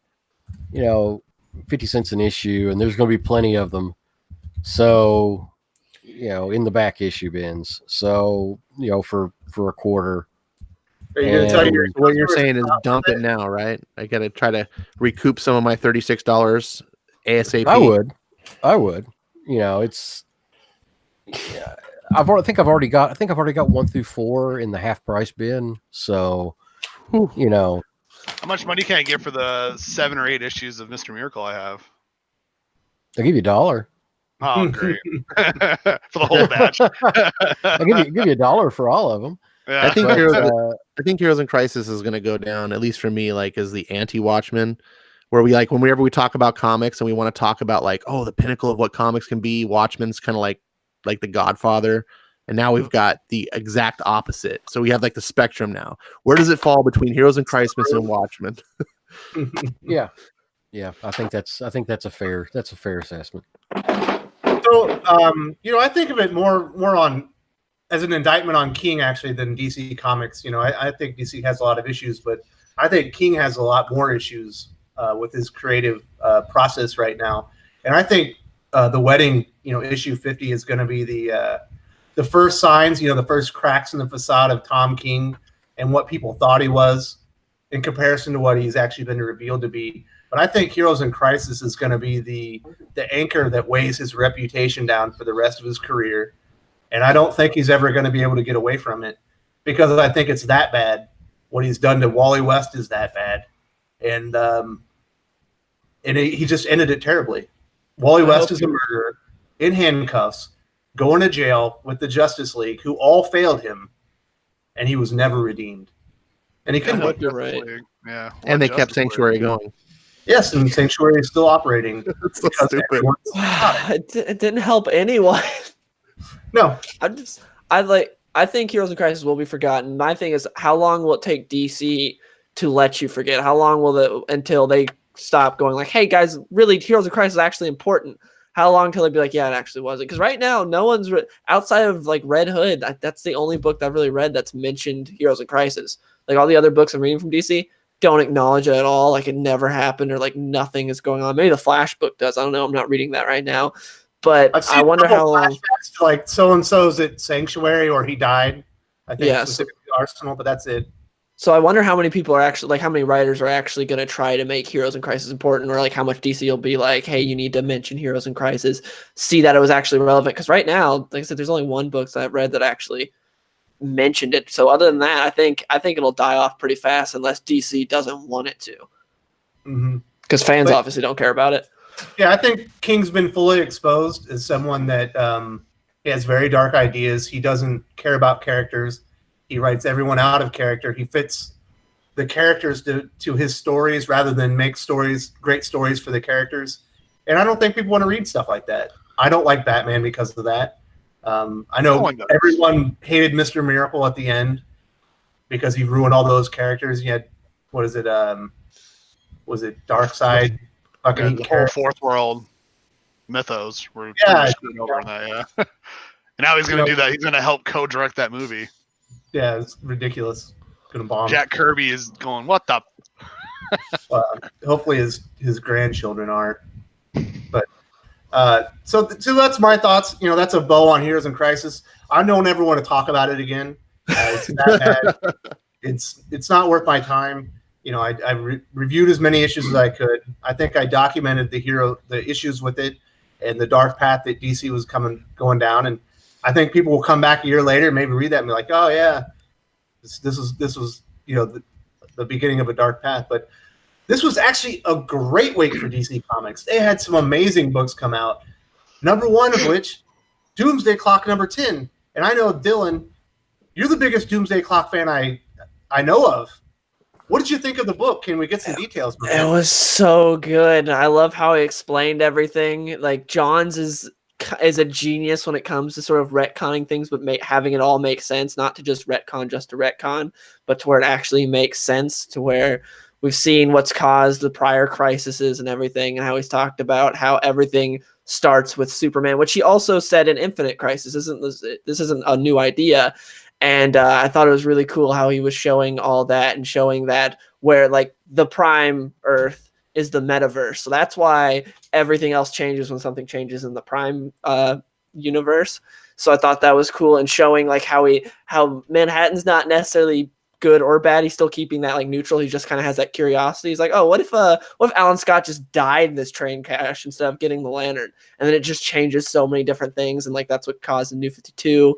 And I thought that was really cool, and how he explained everything, and seeing the ultimate like collision between Dr. Manhattan and Superman that's going to be coming is really awesome as well, because we have, like he explained it, he's like, me, someone who doesn't really care about anything, versus a man of action. It's like how Dr. Manhattan was putting it, which was also another throwback to Infinite Crisis at the end, where Superman was talking to Superboy Prime. He's like, it's not about the S on your chest, it's about being a man of action.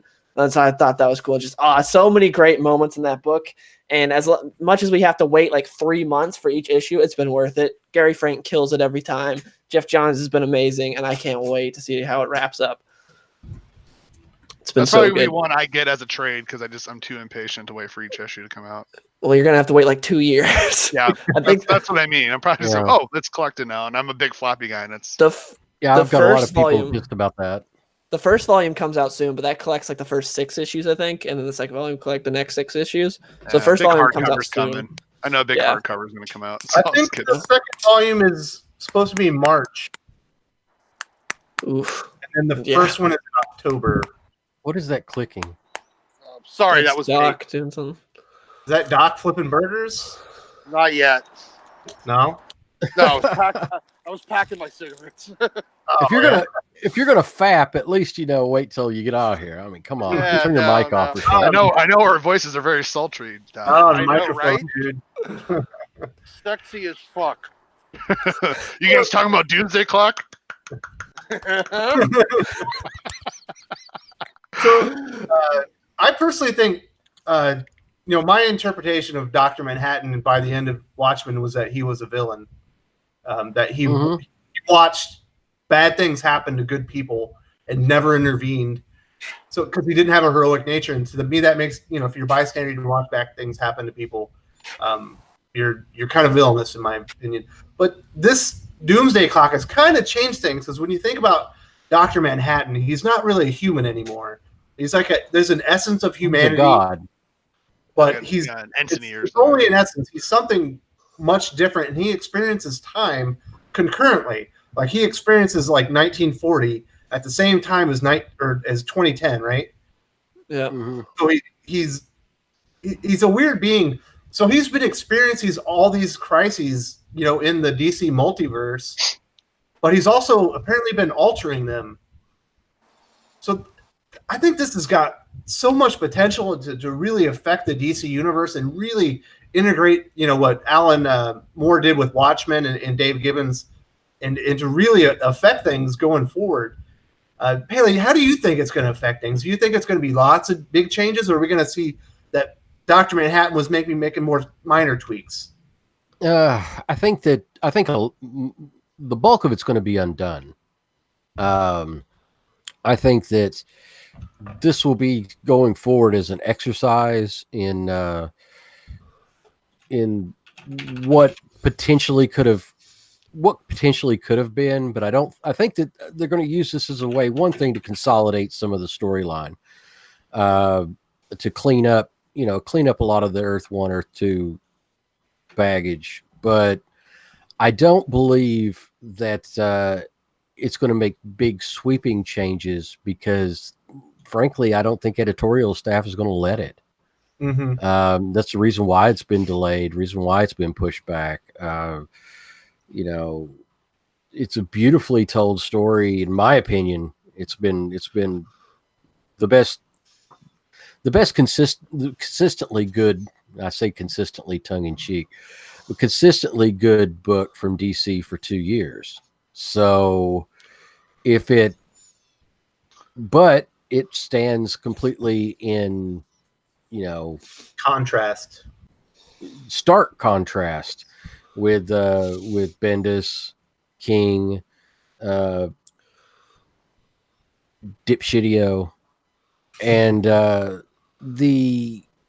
just not going to let it go. They're not going to let it change the universe the way that it should.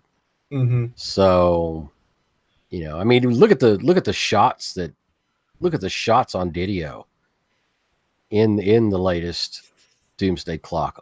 You know, he's not going to let that stand. You know, what did they say about Didio? I didn't read it yet. Tell me. Oh, it's well, I don't want to. It's not something that just blurt out. But you're gonna make me wait 2 years to read the trade. You're a jerk. I can't. But yeah, I don't think that.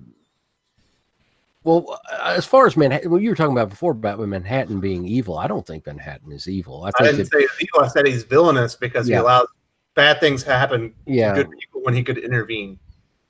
Well, he could intervene, but I don't think that he could intervene. But you know, he's finding out that intervening makes things so much worse.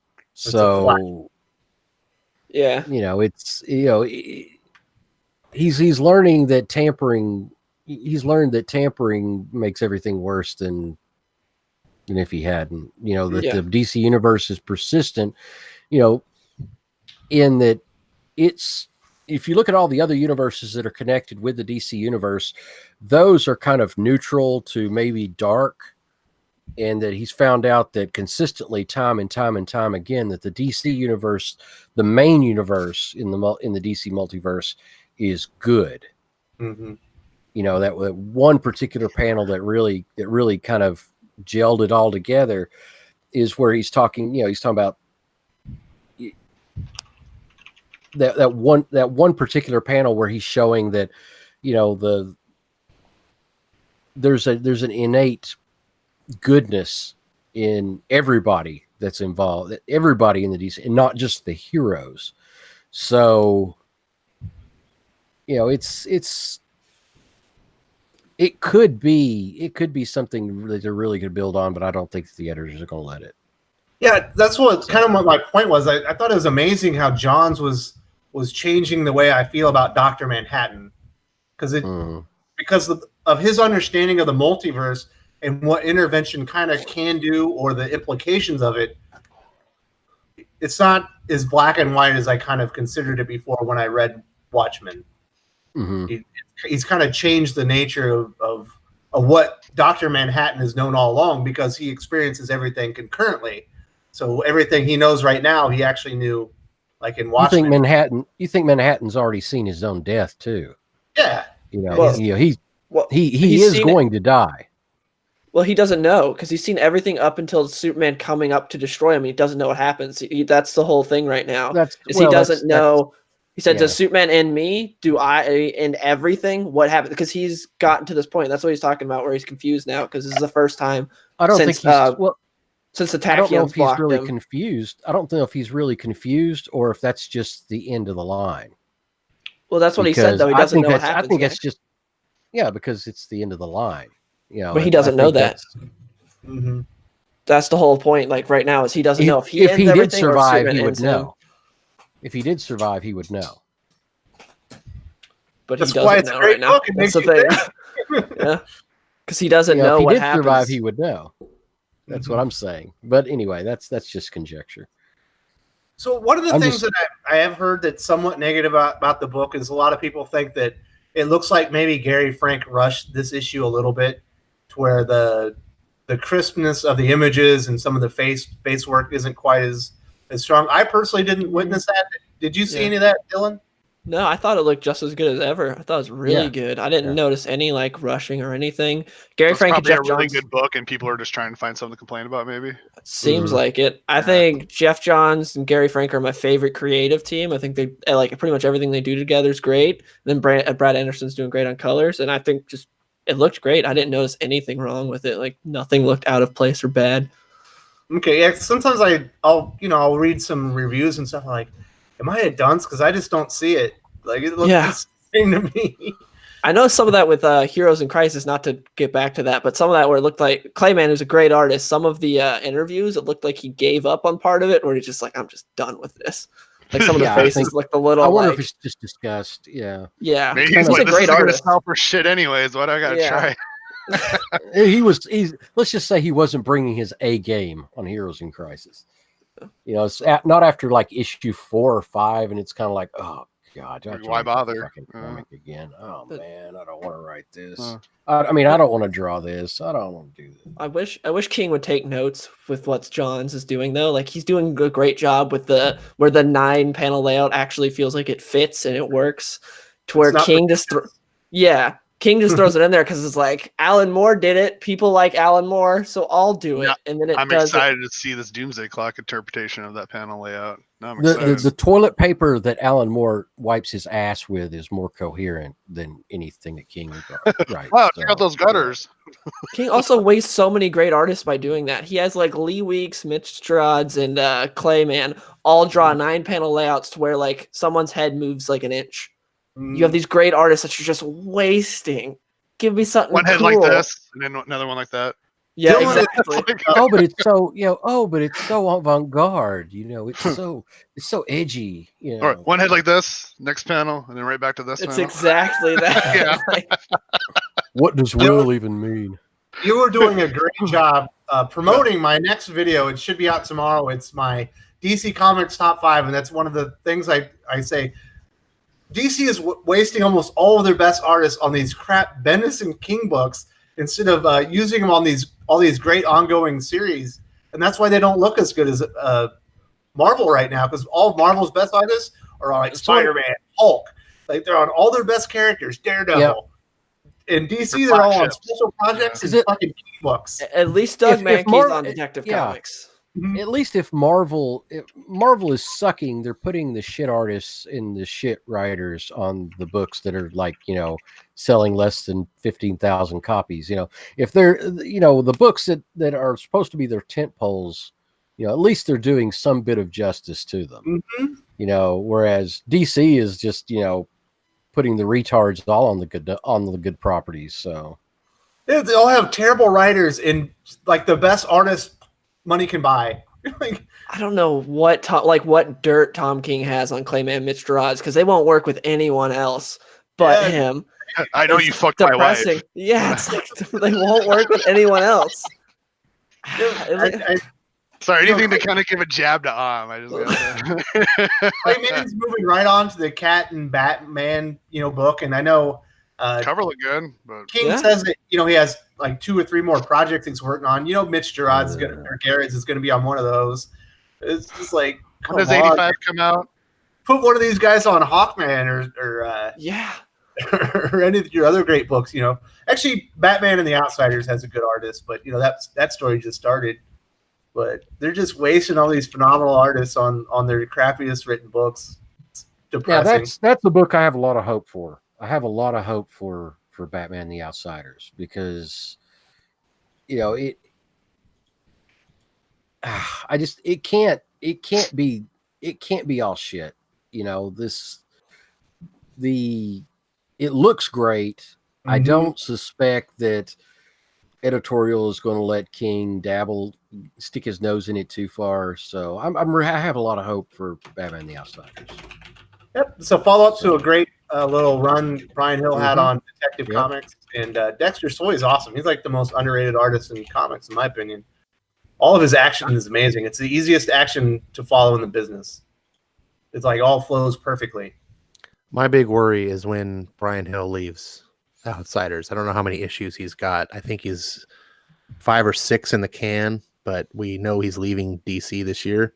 Mm-hmm. So what happens afterwards? They throw like Tom Taylor on it or something? Oh, like, no.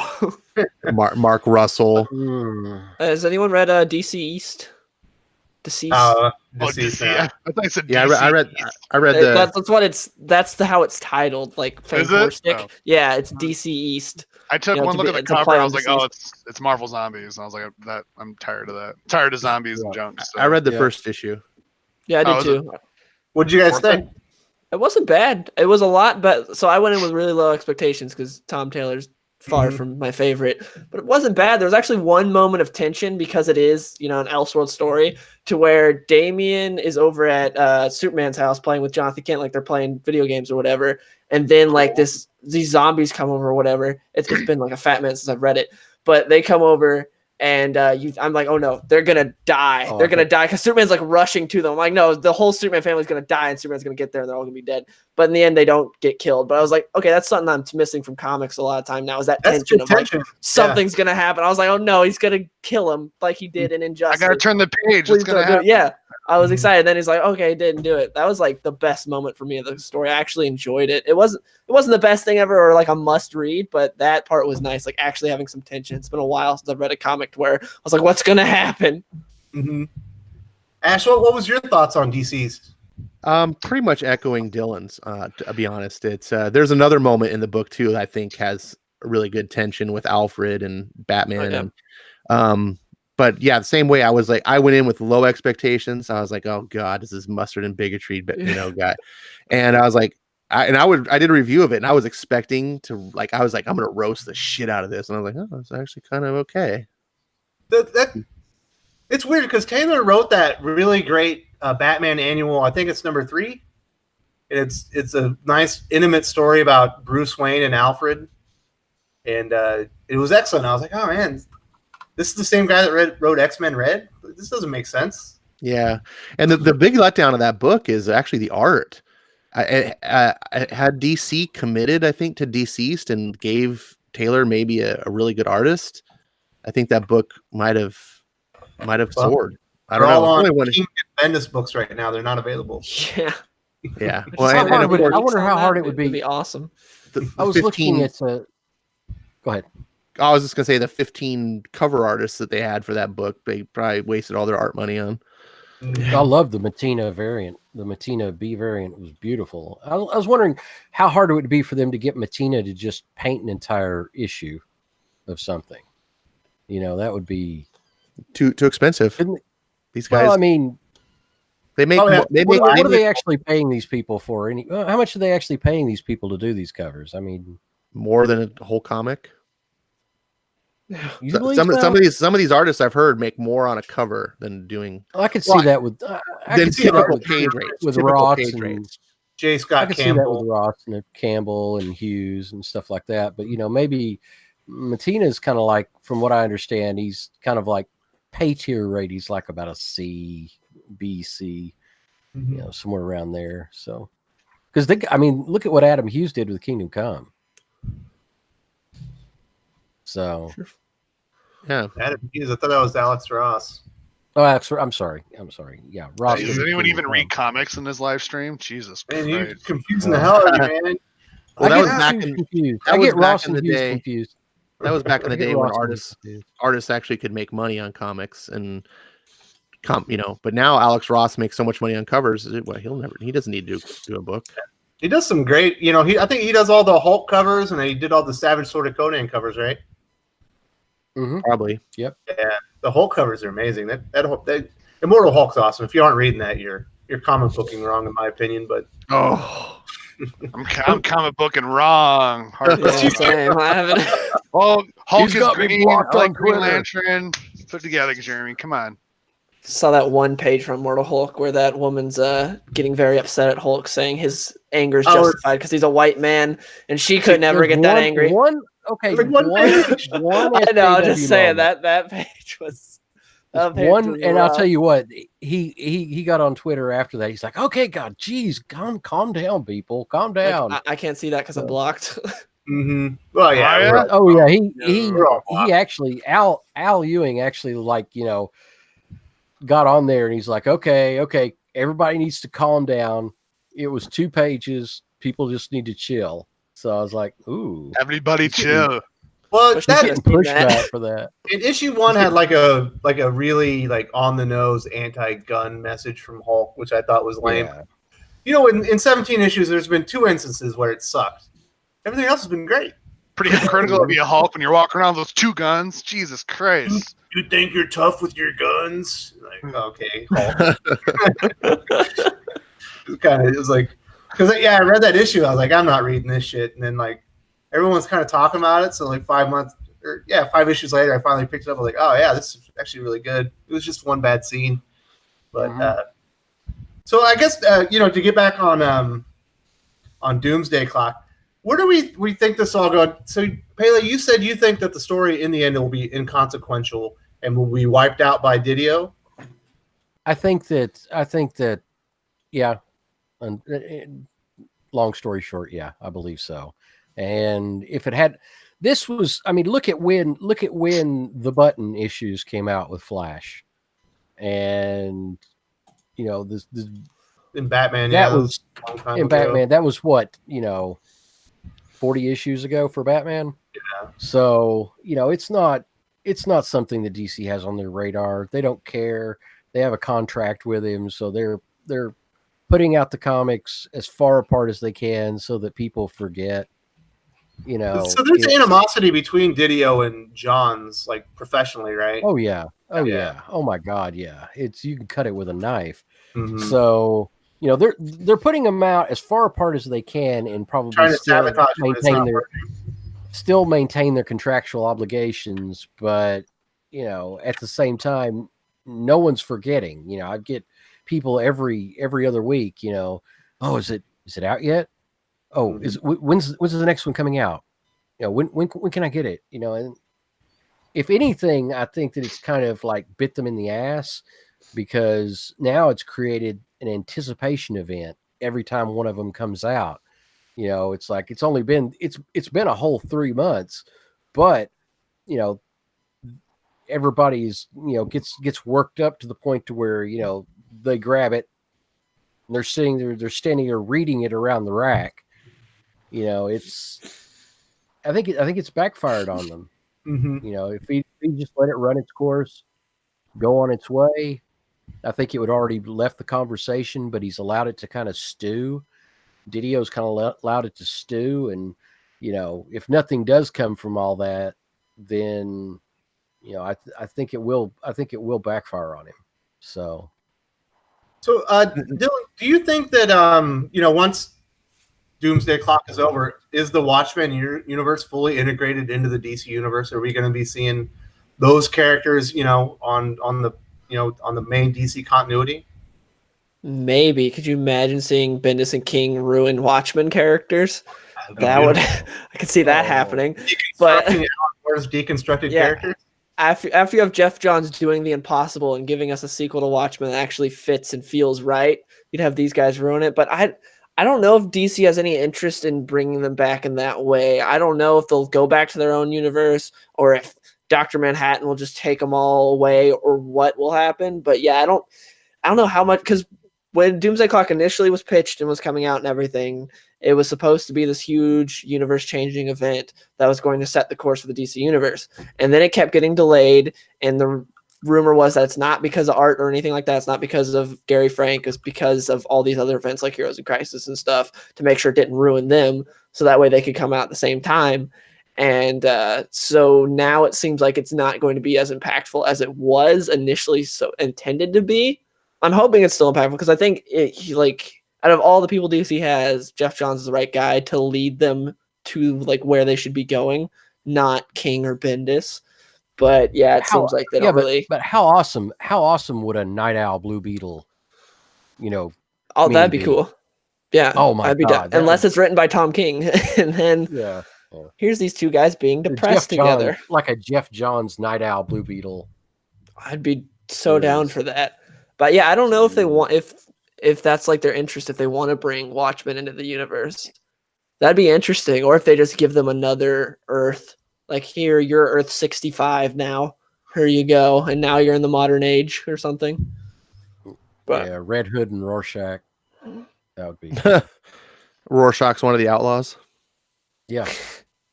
Make it happen, Captain. No, Rorschach kills the outlaws. And no. Sorry. Anyway. Isn't this Rorschach still in prison right now? This new Rorschach? He is. He is. Batman locked him up. Batman tricked him. If you needed a bigger indictment of Dan Didio, and I know some Fender Didio, but if you need a bigger indictment of Dan Didio, it's the fact that they are seemingly trying to sweep Doomsday Clock under the rug, which is it's DC's biggest selling book right now. It eclipses Batman, even though it comes out 3 months at a time. People like just line up in droves to get it. I see people at the store who don't even buy DC; they just get their Doomsday Clock. This is something that is an unequivocal success. It is something that DC fans are chomping at the bit for. There's no naysayers about it. This is exactly the direction, and any idiot should be able at DC that's getting a paycheck should be looking, going, that's the direction we should be going. This is what works. This is what fans are resonating to.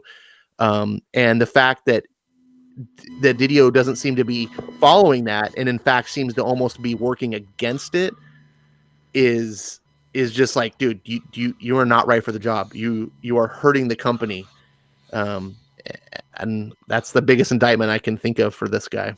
Yeah, I agree. There's unparalleled hype, I'd say, every time an issue of Doomsday Clock comes out. Like, no one cares about War of the Realms. No one cares about Heroes in Crisis.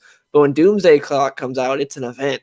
People actually care. I showed up to my comic shop the minute they opened. I got there like 5 minutes early just because I wanted to read it that day, like as soon as I could, because I was so excited for this issue. But I don't do that for any other comic.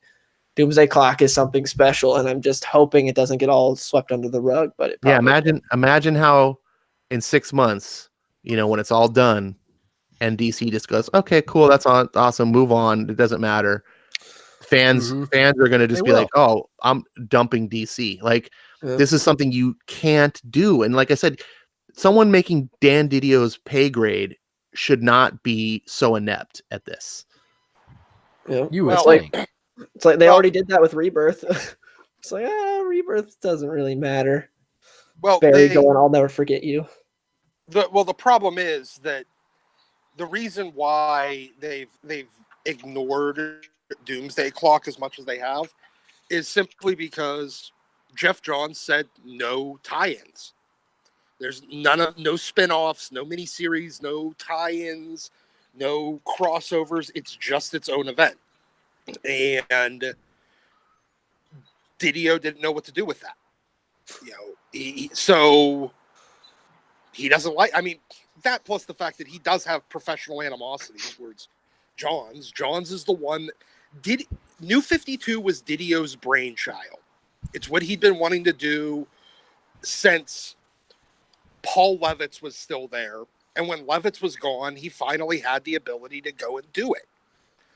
And then it didn't really work. And Jeff Johns got promoted to a position where he had some say in it, and DC had some floundering sales, and so what they did was they pushed.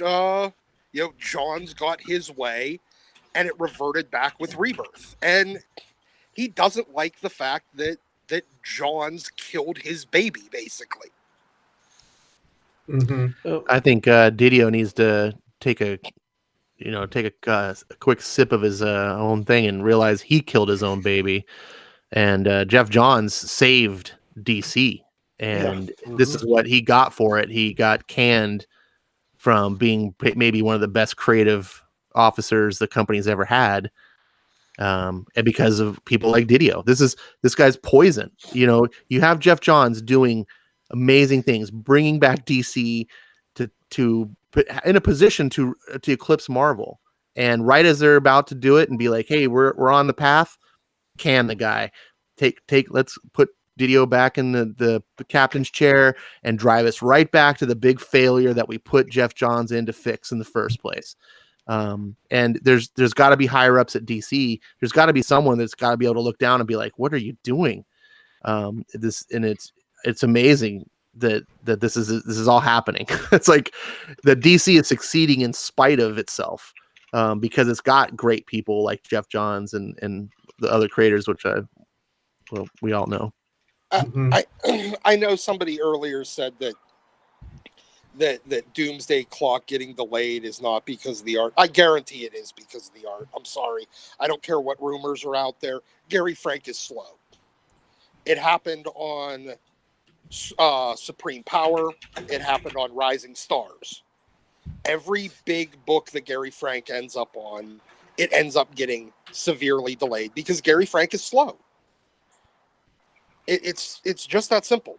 And they didn't get enough of the book done ahead of time to keep it on a regular schedule. Now, they may be delaying it extra time because of all the events that they've started doing. Remember, Metal only exists because Jeff Johns got his way and Doomsday Clock wasn't going to have any tie-ins. They wanted an event with tie-ins so that they could sell 300 spin-offs and miniseries and force people to buy their entire lineup for 2 months. So maybe they're delaying it because of Heroes in Crisis. Maybe they're delaying it because of, a little bit because of the other stuff. But it's also because Gary Frank is slow. He's always been slow, and he will always be slow. Well, I believe you. I have no reason not to. Personally, I don't even care what the reasons are. I would care, honestly, if it were sabotage, but I don't mind that it's taking a long time. I'm in the camp of like that anticipation. I think it's backfiring. Like as far as DC, if the conspiracy theory was true, that is. But I'm fine with it being taking a long time. The anticipation is there. I'm glad it's not a stupid War of the Realms type of thing where they're just barfing out, all this spin-off crap. And it's, I think in hindsight, we're going to look back at Doomsday Clock and we'll say, yeah, it did take 2 years to release 12 issues, but damn those 12 issues. Holy shit. And it's Camelot 3000 all over again. Yeah, like this is fine. This is what we should be doing. We should be treating these amazing comics with reverence and like big events. Like let it take 2 months. Go back to bi-monthly release. Some of the best comics I've ever read were bi-monthly releases, and it allowed you to build up your anticipation, and it let the creators focus and not have to hack out shit. You could get a slow artist who was amazing, but it took a long time to draw a comic. Hey, but he can draw it now because he's got the time. The writers can flesh out their scripts and make sure everything's tight and not just a bunch of bullshit. I'm all for it. I have nothing bad to say about Doomsday Clock other than I'm upset with DC seeming to ignore it. That's my only thing. Yeah. It's like don't ignore it. Make it matter. Yeah, it was supposed to be the culmination of Rebirth, and be a big event. But I think it's great. It's still a great series. It's still amongst the best sellers in the industry. People still love it. It's too bad DC isn't noticing how popular it is and how that direction is better for their fan base. But they're going to have to come around eventually because they're losing all their their sales are going down. At least the orders shipped them. I think their sales are even worse. I don't think most comic book shops have looked at their books and realized just how in the dumps Batman really is. They certainly have started notice on Superman, but I think it's going to be catching up in the next 4 to 5 months, especially after Nightmares. I think that arc lost a lot of people for Batman. But so on to some more great news. I'm personally not a big Scott Snyder fan. When I heard that he was doing a DC Black Label Batman book to finish up his whole Batman story arc, I was like, oh great, Batman's gonna discover the key to the door to nowhere, and there's gonna be the Moon God was there all along waiting for and a bunch of other crap. There's gonna be way too big, like really too planned out.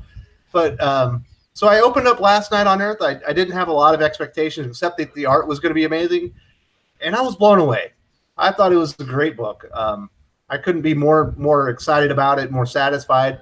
There's a review up on the channel if you haven't heard my thoughts on it already. Haley, I know you read it today. What were your thoughts on Last Night on Earth? There were just the Joker introduction was worth the price of admission. Wasn't it great? Oh my God. And don't leave me behind. Come get me. Don't leave me here. But the Wonder Woman payoff, I think it has the potential to really shake things up a bit. As far as what would you call this, an Elseworld? Definitely. Yeah. I mean, I don't know if it's they're not. I don't know if yeah. I know. I know that. I'm just trying to figure out if this is a completely new universe or if this is it's a completely is there anything else written before that ties into this tangentially or directly? Well, definitely it ties directly into a short story by Sean Gordon Murphy and Scott Snyder that they did in a Detective Comics anniversary issue called 27. Yeah. Okay. Because it's brilliant, and as long as they kind of commit to the bit, and as DNC would say, I think that this new Elseworld could be really. I mean, we've kind of done the whole post-apocalyptic thing, and it's been kind of done to death. But I think that as long as they stick to not trying to, I guess, bail Batman out on this one, and really make him, work for it. And we'll see where the payoff goes as far as Wonder Woman's concerned. I want to see what wraps up as far as all the ring bearers and where's that's going to be going, because I've never seen a situation where the rings actually take people over, and where is that? What happens? Do the rings have their own consciousness? Well, back in volume 2 of Green Lantern, the ring would literally talk and manipulate Hal and stuff, and you go in the ring, and so the rings are, I guess, if you want to talk about lore, they're a little sentient, yeah. But I mean, it's loosey goosey. I mean, it's not so. There's room to wiggle. If they're sentient, why are they having the people do what they're doing then? It's a really smart, competent computer in a way. If you want to think of that way, that's kind of weird. There's got to be more to it. You're right. Yeah, there has to be something else to it. So as a big GL fan, am I missing out? Should I go get this book? Should I go back out and get that? I think you should definitely check it out. So I'm not a Snyder fan, but you're saying I should probably go give Scott a chance here. The whole thing was that. I'm curious where it's going as far as that's concerned. Because if the rings are sentient, why are they doing what they're doing? Yeah. So, I think that's very interesting. Dylan, did you have a point? What were you trying to say? I was just saying that the whole thing with it was that trying to explain Jeremy since he didn't read it, was that Mogo died. And so now like the rings don't know what to do, and that's why they're like taking people over or whatever. But yeah, I think, and I really enjoyed the book, and I think this is exactly what Black Label was meant for. Mm-hmm. Just these out of continuity stories where like a writer, a talented writer like Scott Snyder, has an idea, is like, hey, I want to do this, never work in continuity, but I have this idea, and they're like, okay, here's Black Label, no holds barred, do whatever you want. And then it's coming to fruition with this. I really enjoyed it, and I'm excited. I thought everything with Alfred was really sad. How his boy already died, and he's like, this one, he's just kind of like, maybe if I could convince him, just like, oh, it was all just in your head. Like, just come to Wayne Manor with me. You don't have to fight. Just come to Wayne Manor with me. And then he couldn't do it because that's Bruce. Bruce is a hero. Like Tom King's Batman would have given up and be like, okay, I'll go to Wayne Manor. But Scott Snyder's Batman's like, no, I gotta go. The whole sadness with Wonder Woman. It's like we didn't bring you back because we needed you. Yeah. How's it? It just sucks that we only have one more issue of this. That's what's sad. Even though it's 100 pages. We only have one more issue of this. I thought you said it was 3 issues. I thought it was 3. Oh, it is? Okay, so we got 2 more. It is 3. Yeah, 2 more. Well, if next week, if it's still there, I'll grab it. It's only like $6. It's not going to be there. Yeah, it's $6, but it's 80 pages. It's 80 pages. 60 pages. Still worth it. Yeah, totally still worth it. Way better than Detective Comics 1000 for your money, in my opinion.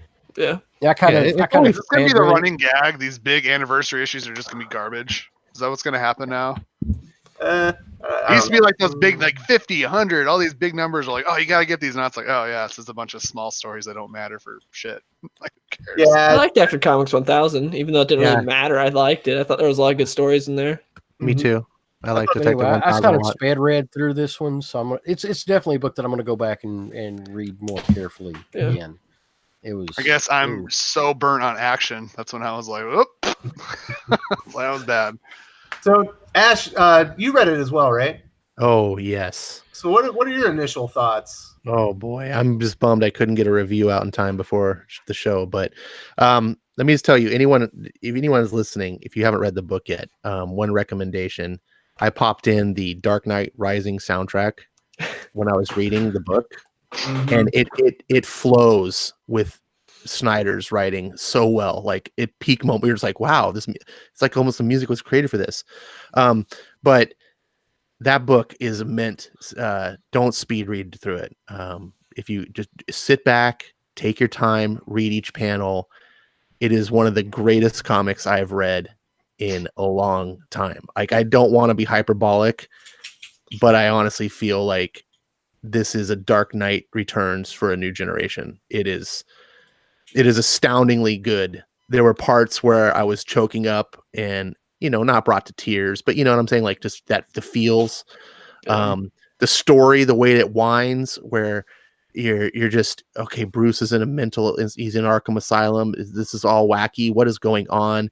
And, you're reading it in today's climate of comics where you're constantly like let down with like the bullshit of what happens in Heroes in Crisis and all this stuff. And you're constantly let down and you don't have faith. Like they're going to treat these characters right. And so you're just like, oh God, what are they doing with this character?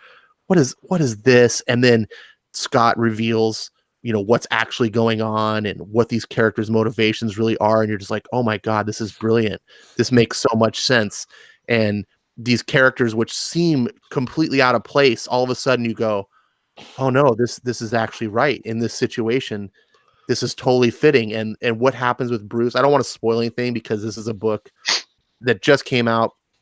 And I feel like people should get an opportunity to read it, but you'll get to like after the first act of the book and it goes into the new direction that I can't even talk about it, but you're just like, oh, the way Bruce is treated as a character, you're just like, oh, thank you, Scott. Thank you for giving me this story, which let me see this one angle and explore this idea, but yet does it in a way that doesn't betray who Batman is.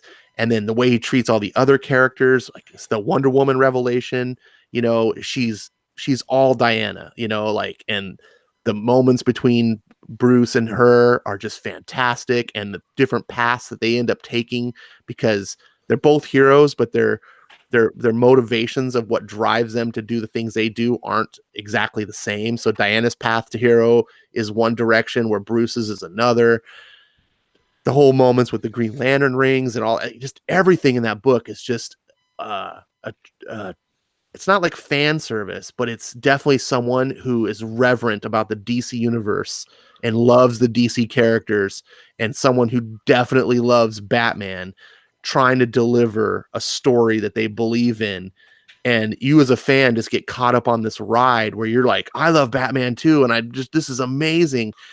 And I don't want to, like I said, I don't want to be too hyperbolic, because there's still 2 issues and I've been betrayed before and things can crash and burn. But at this point, I just want to enjoy the moment and just be hyperbolic, have fun. 2 and 3 are going to be this good, and I'm loving it. I love it so much. I'm so sick of the negative feedback all the time. It's great to hear some positive stuff. Well, it's really I liked it a lot. I don't know about all that, but it's definitely a good read. It's definitely something you need to pick up. You know, I wasn't, you know, like having an existential moment, but yeah, it's wow. It was good. It was really, it's why really we should be reading comics. It's what I would call the pick of the week. So as far as from DC, so yeah, I thought it was even better than Doomsday Clock. Personally, I don't want to have to piss off Dylan. God damn it, Wes! You're going to cause some discourse. But you know, that was tie them. But so in the promotional materials, they used a lot of the scenes from Arkham Asylum where Bruce wakes up, and you know, there's a guy that kind of looks like Joker, but he doesn't look like Joker. And Snyder does a great job, and Capullo's really on his game here too. He makes it feel like you're in like Clockwork Orange or something insane in Alfred Hitchcock's head, where he's like strapped down. And I started thinking that Bruce was insane. I was like, oh my God, what's Snyder doing to the character here? Is he insane? Is he not insane? And by the end of the book, he still might be, because he does it so well. You know, is he hallucinating? What is happening here? Yes. But he does it so on the tension while they're in Arkham Asylum is so good. I was turning every page. I was like, what's going to happen next? You know, is this all bullshit? Is this all real? And I just thought he did it excellent. What did you think about that scene, Dylan?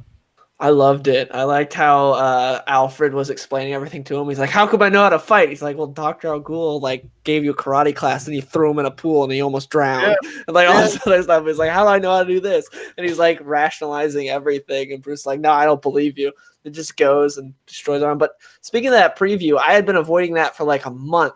At the end of every DC book, there was like a 3-page preview. I was like, nope, I don't want anything at all. I want to wait till the full book comes out to read it. I didn't look at any of that. But yeah, I thought it was really cool how you're like, wait, that's Joker, that's Riddler, that's Scarecrow. How he drew, like Capullo did such a good job of being like, okay, you can see who that guy is, even though they're not in costume.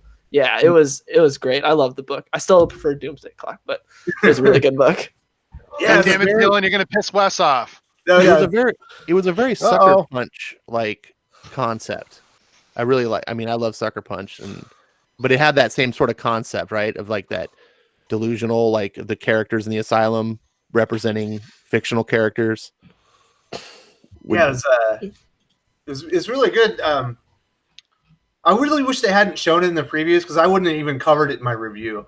I would have just left it there and hope people discovered it, because it's like probably one of the most tense scenes I've read in a comic book. I don't even remember. Like, for sure. And what about that moment? What about that moment when Alfred reveals, like, this is my masterpiece? And you're just like, oh shit! Like when you reveal like Alfred's part in all of this, and you're just like, oh, I totally did not see that coming. I just I felt so sorry for Alfred. Yes, so sorry for him. Like he already watched Bruce die, and then he finally got him back, and he tried to like, maybe I can change him, but then that's the true nature of Bruce, so he couldn't really change him. It was great, but he also served him, right? Like he was true to being Alfred and being Bruce's right hand, you know? He never betrayed any of that, like, and tried to be like, oh, I'm just going to get you home and be selfish. Like, it's like, look, I do want you to come home, but at the same time, I'm doing all this for you. Like, this is what you needed, and I was there the whole time when you couldn't be. And it's like, oh, damn. Yep.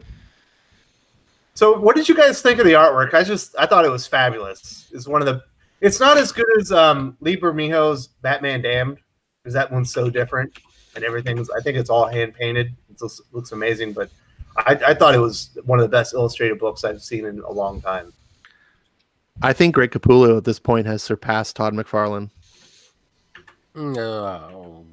Okay. All right. I love Todd McFarlane. It's not a knock on McFarlane. It's just an appraisal. It's a praise of controversial Capullo. Opinions are welcome. That's fine. Do we really know though? Because Todd hasn't done sequentials in like 22 years. Good point. We'll find out. Valid point. There you go. Because Spawn 300 will be his first Material Arts in a long time, right?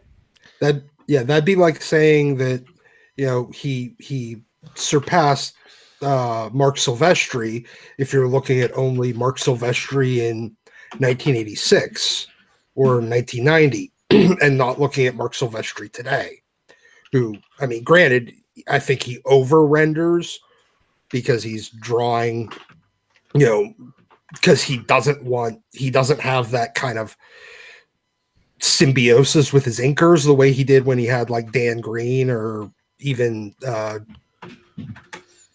Justin Williams that's a hockey player.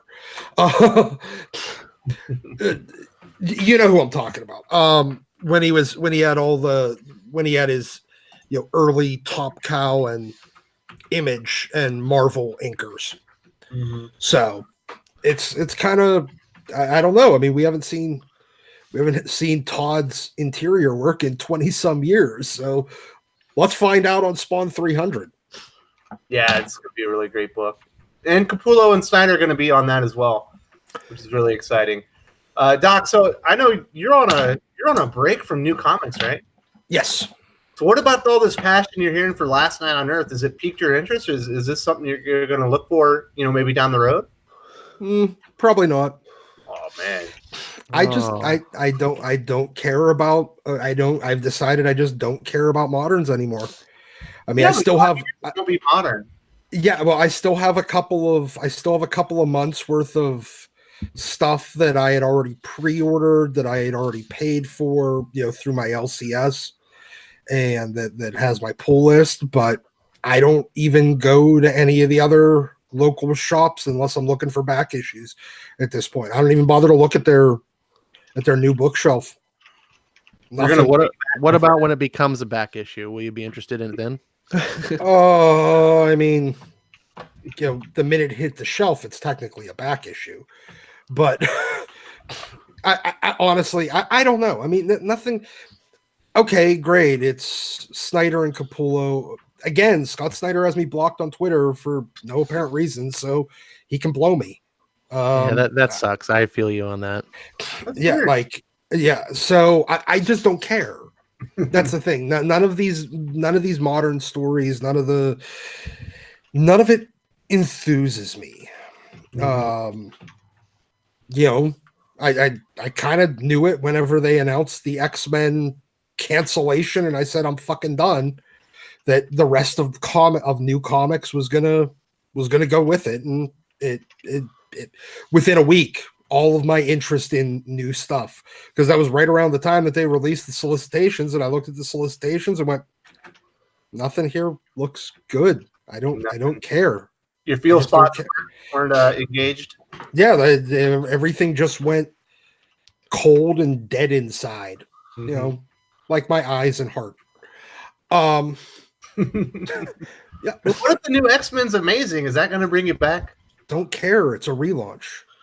I said, look, the only way that they can keep me on modern anything at this point is if whatever happens after Powers of X and House of X, and whatever Uncanny X-Men title they relaunch either has issue, I think it'd be 23 on the cover, or issue 640, whatever the fuck it'll be, 44.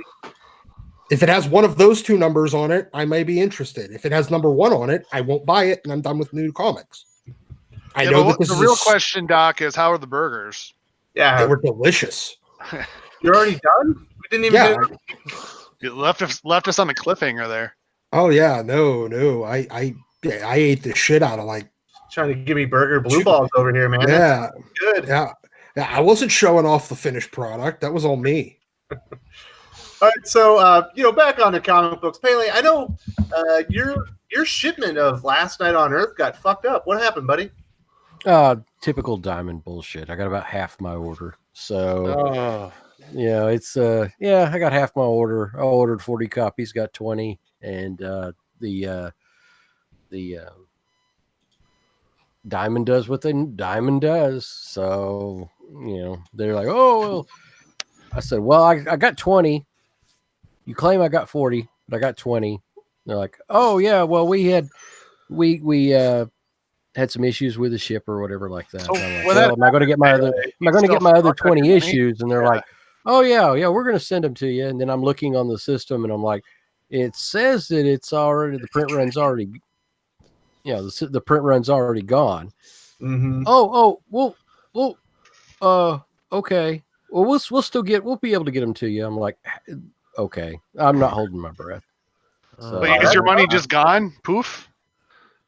No, they'll credit me. Okay, good. I guess I was worried. Yeah, but you still have customers that want that book. I'm certain that exactly. Including me, because I'm not going to take I'm not going to take an issue if it means that somebody's going to be shorted.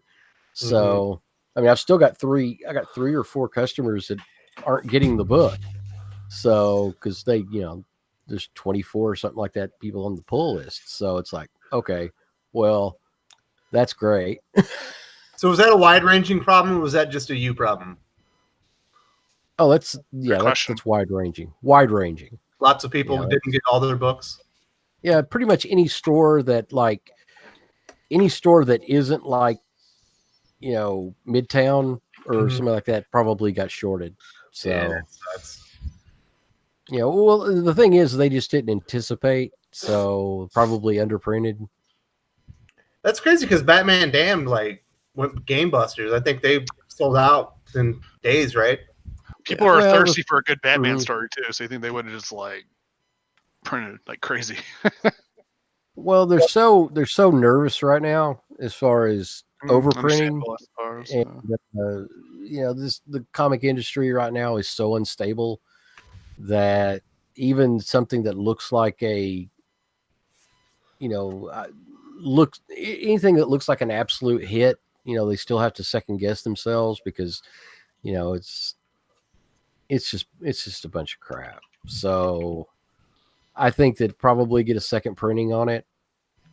I may end up just having to give them second prints. Mm-hmm. Well, that's better than no print at all, right? Well, they won't want that though. They'll just go on eBay. They'll just go on eBay and buy them because people are still already selling them on eBay for $10 to $12. It'll only go up from there. So, wow. So you anticipate this being really collectible? Well, I think that it'll probably be a hot thing. It'll be hot for probably a month or two at least. Mm-hmm. So, if there's shortages, that always causes the issue, right? I mean, but for the short term, short term, not a lot of people are just like serious collectors, but the ones that are, make sure they get it, and then and then the people that are missing out on the story will pay. They'll probably pay maybe 2x book price, cover price for it. But everybody else just go digital. So don't wait till next week, there, Jeremy. If you want the book, you're gonna have to go today. But Shelby's coming today. Yeah, Shelby's coming to town, man. You're gonna have to get out there. I'll go tomorrow. She can drive you on her motorcycle. You can go to the store. I'm gonna ride bitch. You hold her around and. I'd rather hold her hips than her hold mine, though. That'd be weird. Is this the first time you're seeing her? Pretty much. Wow. It's a new age of dating, my friend. Yeah, she's moving in. Hey, 8-9 hours she'll be nice here. to meet you. Nice to meet you. Move on in. I saw my wife in person. I met her parents. I had a girl try to move in with me on the second date. Perfect. So about 2 years ago, I went on a Thanksgiving date with a chick, and she wanted to move in right away. And I was like, I got the heebie-jeebies from that one.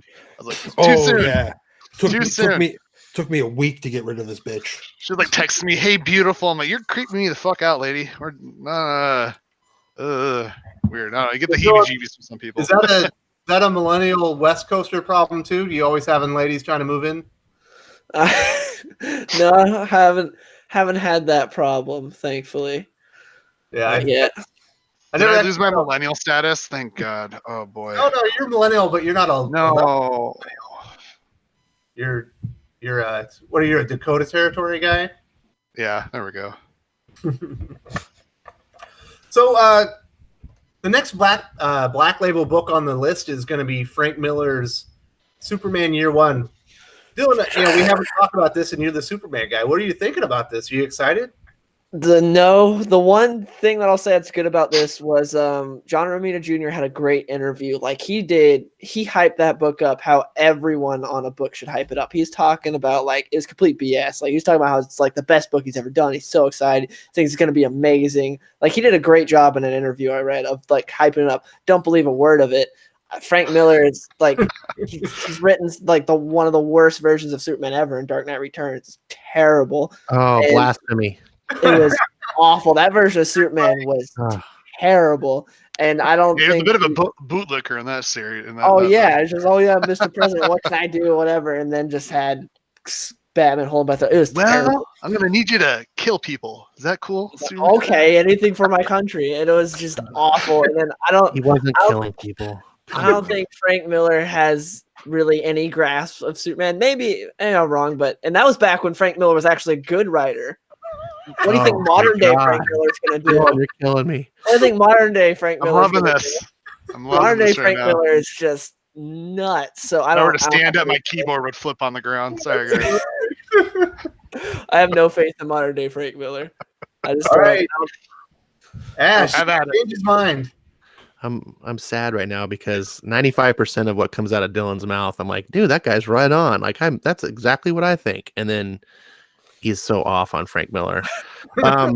Now, I will say, though, obviously Frank Miller is way past his prime and so forth, and he's got lots of health issues and years of alcoholism destroying his brain.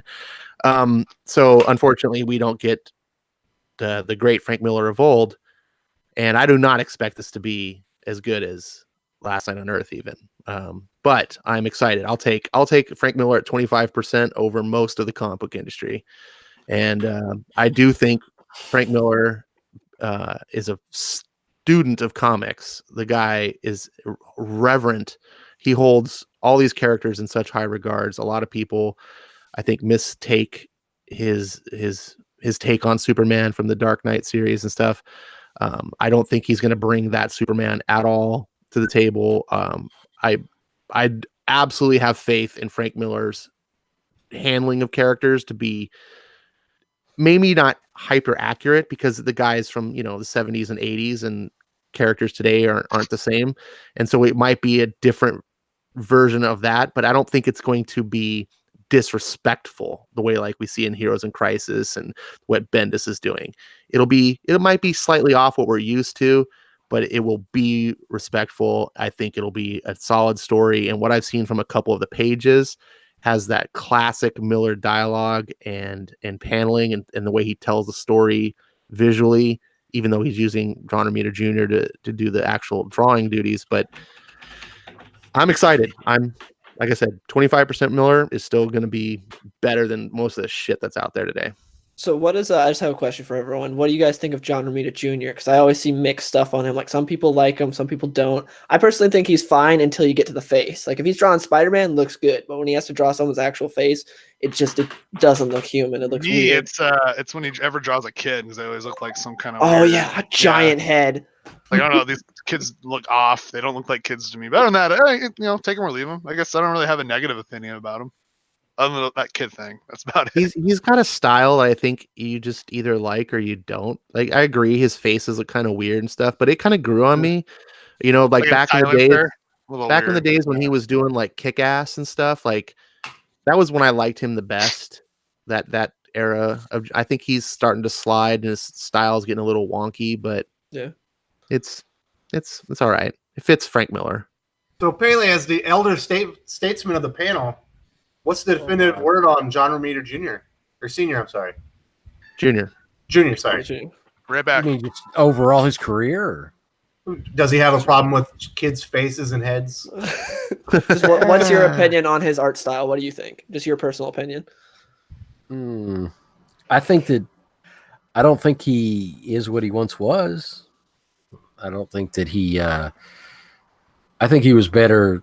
I think that he slipped, but he's still better than 90% of what's out there. So, yeah, I'm not going to throw tomatoes at the guy if that's what you mean.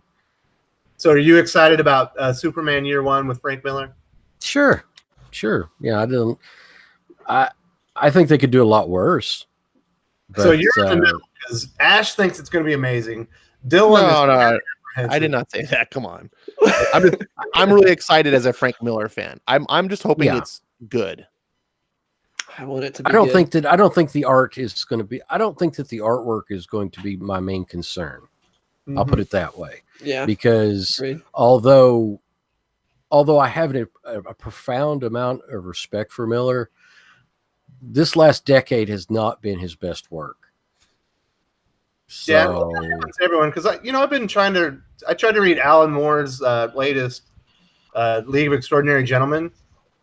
Mm-hmm. It's like almost unreadable. I think it's not very good anymore. Yeah, there are some guys. Sorry, go ahead. No, everyone has a shelf life.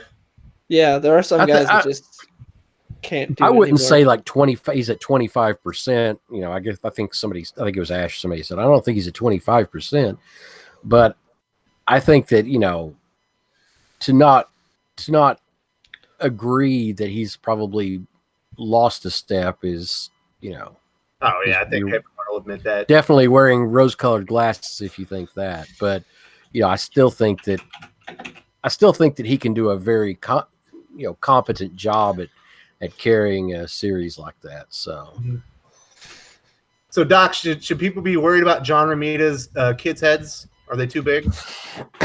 Honestly, I've never had any issue with, I wasn't a huge fan of his work on Superman, and I'm not sure if I'm going to be a huge fan of him on this Superman. I've always liked his Marvel stuff better. He fits better in that universe, but I just hear typing. Damn it! Yeah, he always fits better in the Marvel universe, in my opinion. So I'm not a huge fan of him at DC, but for the most part, I honestly I think it'll be a decent team together. I mean, it's either going to be the same as it's going to be All-Star Batman again, or it's going to be something really cool. That's the two that you get. Those are your choices. Either All-Star Batman and Robin, or really good. I don't think that there's any middle ground coming on this one. So on a scale of 0 to Scott Snyder, who's the director? Zack Snyder. Zack Snyder. What's the body count? Is this going to be a crazy Superman that kills people? Actually, I don't think so. Yeah, I don't. Not.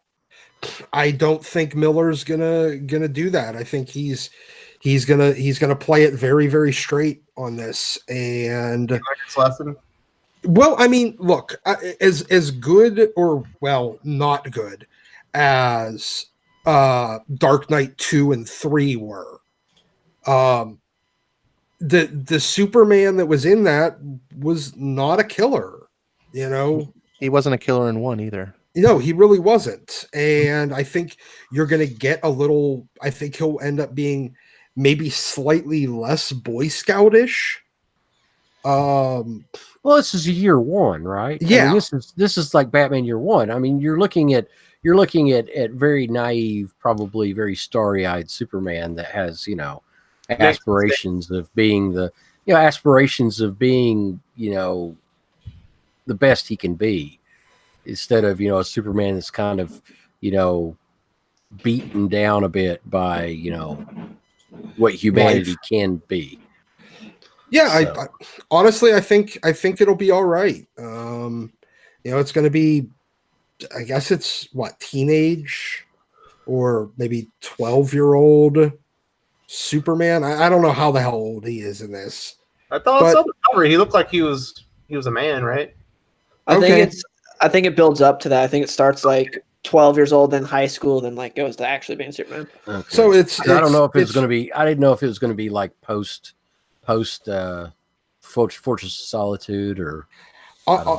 Honestly, I think that this is just going to be what if Frank Miller did Smallville. Oh. That's what this is going to end up being. So there was recently a book by was it Marv Wolfman's 100-page spectacular? Yes. That I thought was, if that was Superman year one, it would have been amazing. Yeah. Super duper capable, but he wasn't competent yet. Yep. So he was using his powers right, and he was kind of misusing them here and there, and he didn't really have confidence. So I'm hoping it's something along the lines of that. Is that what you're hoping for as well, Dylan? Yes, Man and Superman is amazing. I love that book. It's the best Superman book we've had since Bendis came on. It was a book written by Marv Wolfman, and he tweeted out the other day, because there's a tweet going around about like, what's your unpopular opinion about Superman? Marv Wolfman tweeted, I much prefer to write him than Batman. It's like, please just give him a Superman book. He's proved, like, you're talking about writers have shelf lives. Marv Wolfman proved that he still has it.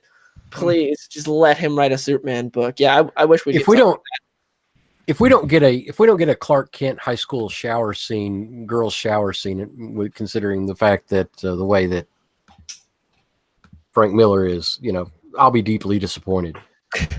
So I'll tell you one thing you can guarantee. I can pretty much guarantee about Superman Year One is you won't get any of this weird, effeminate, touchy-feely bullshit, morose. Like, you say what you will about Frank Miller, but he brings the tea in his comic books. Like, it's men are men, women are women.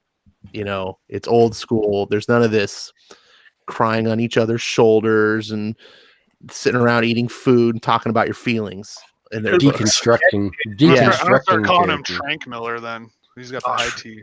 Yeah, taking On's tea and giving it to Frank. Yes. Sorry. All right, so I think we've covered most of the big topics. There's one last thing I wanted to talk about before we start doing our comic book recommendations and head out. Doc, I know you were kind of in on this. I saw you were active on the tweets. So we kind of talked a little bit about the Brett Booth situation where he was kind of apprehensive maybe to jump both feet into the creator-owned, like, crowd-funded comic books. And I guess his wife got into it to do with some... You know what? I don't know who... Basically, it was another one of those things where, Jessica is not the most diplomatic person. And Brett's much more diplomatic than Jessica is. Yeah. And but somebody decided to report Jessica for something stupid. And I would slap somebody if they try to tell me about my own page rate or something. Yeah, if they try to tell me how much I should make. And I'm sorry, but that's, I think, a reasonable thing. If somebody decides, I would tell somebody that I would hit them if they tell me how much I should make. So, and, somebody reported her and she got fucking pissed. And I don't really blame her because she got a 12-hour timeout for it. Is that what it was over? Yeah. Oh, that's lame. Yeah. What the hell? Yeah, and it was one of the look. I mean, we may, some of us are Comicsgate, some of us are not, some of us like that label, some don't. I don't care. But whoever, and I understand like weaponizing the Twitter report function against asshats like Lauren and SJW Spidey and all those other fucking clowns, but not against people that don't use it against you. Don't do that shit. And ironically, Brett and Jess generally agree with a number of points that Comicsgate has. They don't necessarily they're a little bit, they buy into some of the hype that, or some of the untruths that the industry, makes about our movement or non-movement or whatever the hell it is, or our bowel movements. And so, they're never, you're never going to have like a real open discussion, because they still have to work in that fucking business. Exactly. But and as I've said before, Brett and Jess, they were both on the receiving end of the bad way that what happened with the late 90s and Image and this and that, and basically living in their fucking van.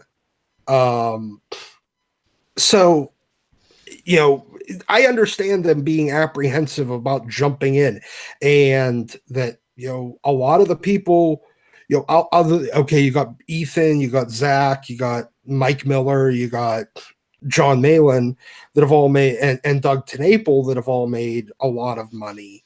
But then you got a lot of smaller creators that are good. Like, I mean, look, Rob Willis's Shinobi Sasquatch book looks fucking amazing and only made like 26 grand. Mm-hmm. I mean, yeah, it beat its goals and everything, but that's the kind of book that should be doing 50 grand, 60 grand. Andrew Huerta's book didn't even get that high. Yeah, I mean, Donald's book hasn't gotten that high. Yeah, they've all done well. They've all beat their goals. They've all made decent money, and they're all doing better than they were under the Image, system that they were used to. But when you're the sole breadwinner, and Brett's not one of those guys that, Brett and Jess are not the kind of people that they're not going to play the politics game. They're not going to weaponize, this stupid fucking culture war nonsense. And they just don't care. Much more like Mitch and Elizabeth Breitweiser. Yes. And honestly, if Brett and Jess hitched on with Mitch and Betsy and Tim Lim and I guess it's Butch Juice, mm-hmm. and Mark Pellegrini and a number of those other ones, and they're staying the fuck out of it. They're gonna make decent money. They're going the direct market route. They're going to use all of the tools at their disposal, but they're not going to be in this stupid culture fight. I think that would be the best way for them to go. But at the same time, I don't really care if Brett wants to just keep, I'm doing it because I would like to believe that, any suggestions I offer him are looking out for his best interests, mostly because I don't care whether or not he continues working in the mainstream comic business or the crowdfunded or the indie or whatever. It doesn't make any difference to me. I just like his art. Mm-hmm. And I just want him to be able to eat. I don't know how many people are going to be able to stay neutral for much longer, though, because it's reached a point now. Yeah, maybe they won't. But I can guarantee that coming in and acting like assholes to people that are generally neutral because they don't agree with you is the worst fucking way in the history of the world to convince them to join your side.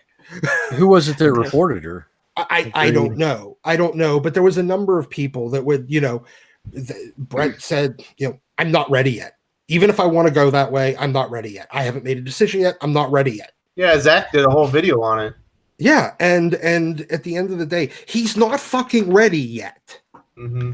There's only one person. Oh, go ahead. Sorry. Yeah, the only person that can decide what he should do is him and Jessica. They're the only two people that get a say in the matter. I mean, maybe whoever else, if they decide to partner with somebody else, obviously that person would get a say too. But they're the only people, you don't have to agree with them. They don't have to agree with you. They just have to not call you Nazis. And Jess and Brett do a very good job of not calling people Nazis. Yeah, Jess can get a little abrasive sometimes and, talk about like wanting to slap fanboys. Okay, fine. I don't like it, but for the most part, she's generally decent, and she's not spurging out about nonsense all the time. And she's not Brett either. Mm-hmm, yeah, and she's also not Brett. She's Brett's wife and partner. Did you have any thoughts on this before we start wrapping it up? Did you say me? Yes. Yeah. It cut out, so I didn't hear the name.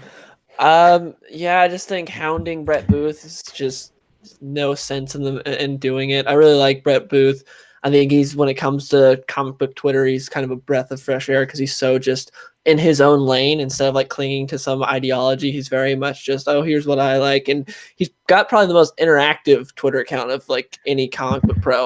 Like you say anything to him and he'll just say, hey, what's up? He'll talk to you. He'll like you're a normal person.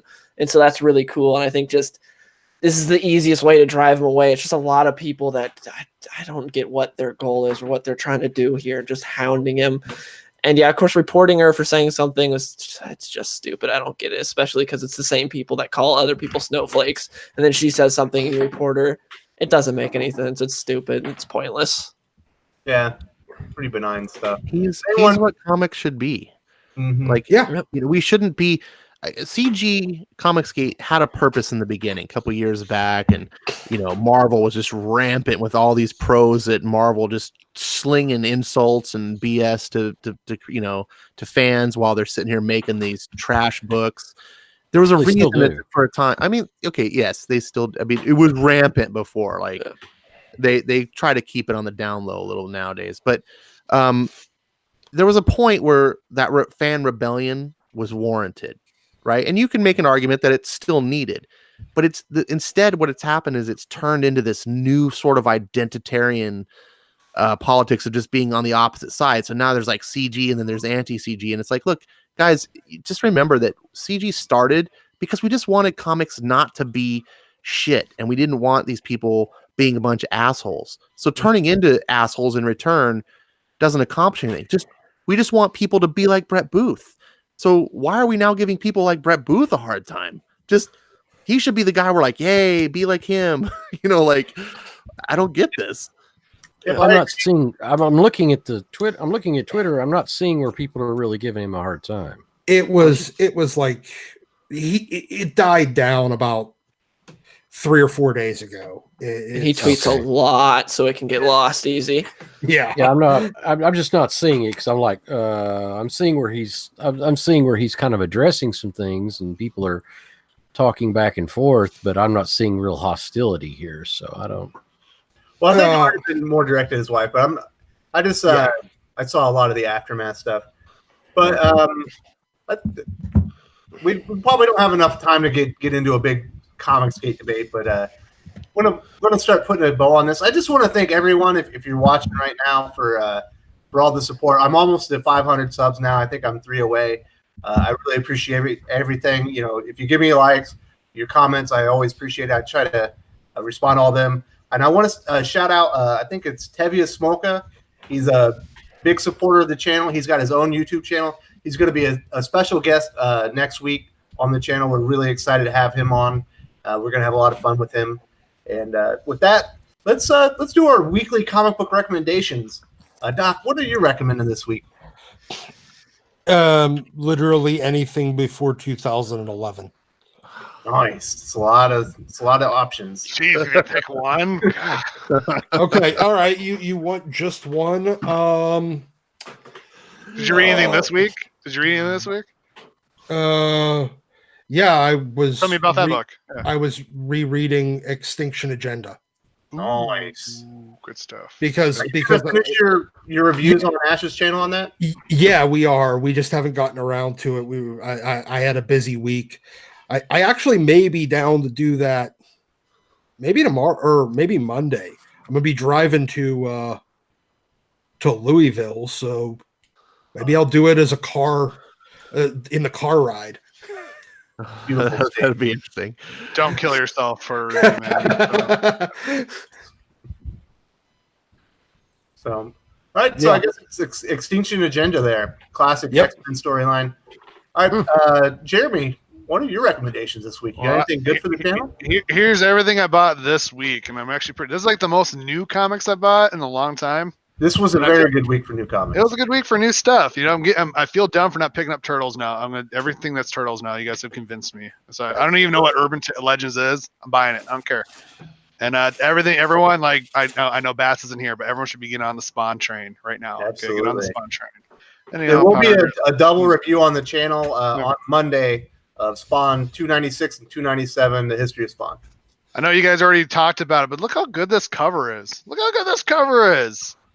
Oh, love it. That sells me right there. That's perfect. Yeah, that's my recommendations. Probably Spawn for the most part. Turtles, Spawn, and Detective Comics. Got it. And Green Lantern, but I didn't bring those over here. I keep buying those books. I'm almost out of my LCS. I gotta hit up a new source. Mm-hmm. All right, so buying all the Green Lantern. It must be you, Ash. What are you recommending this week?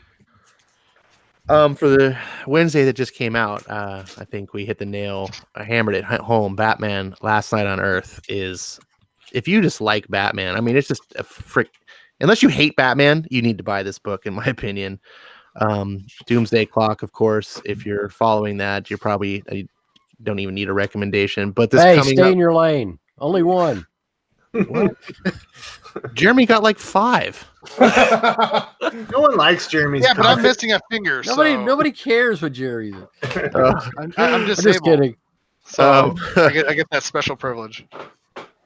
Also, to piggyback a little bit off of, I'm gonna recommend something for Doc on his behalf, since he's kind of out on the new comics. Ed Piskor is doing a really cool X-Men series called Grand Design.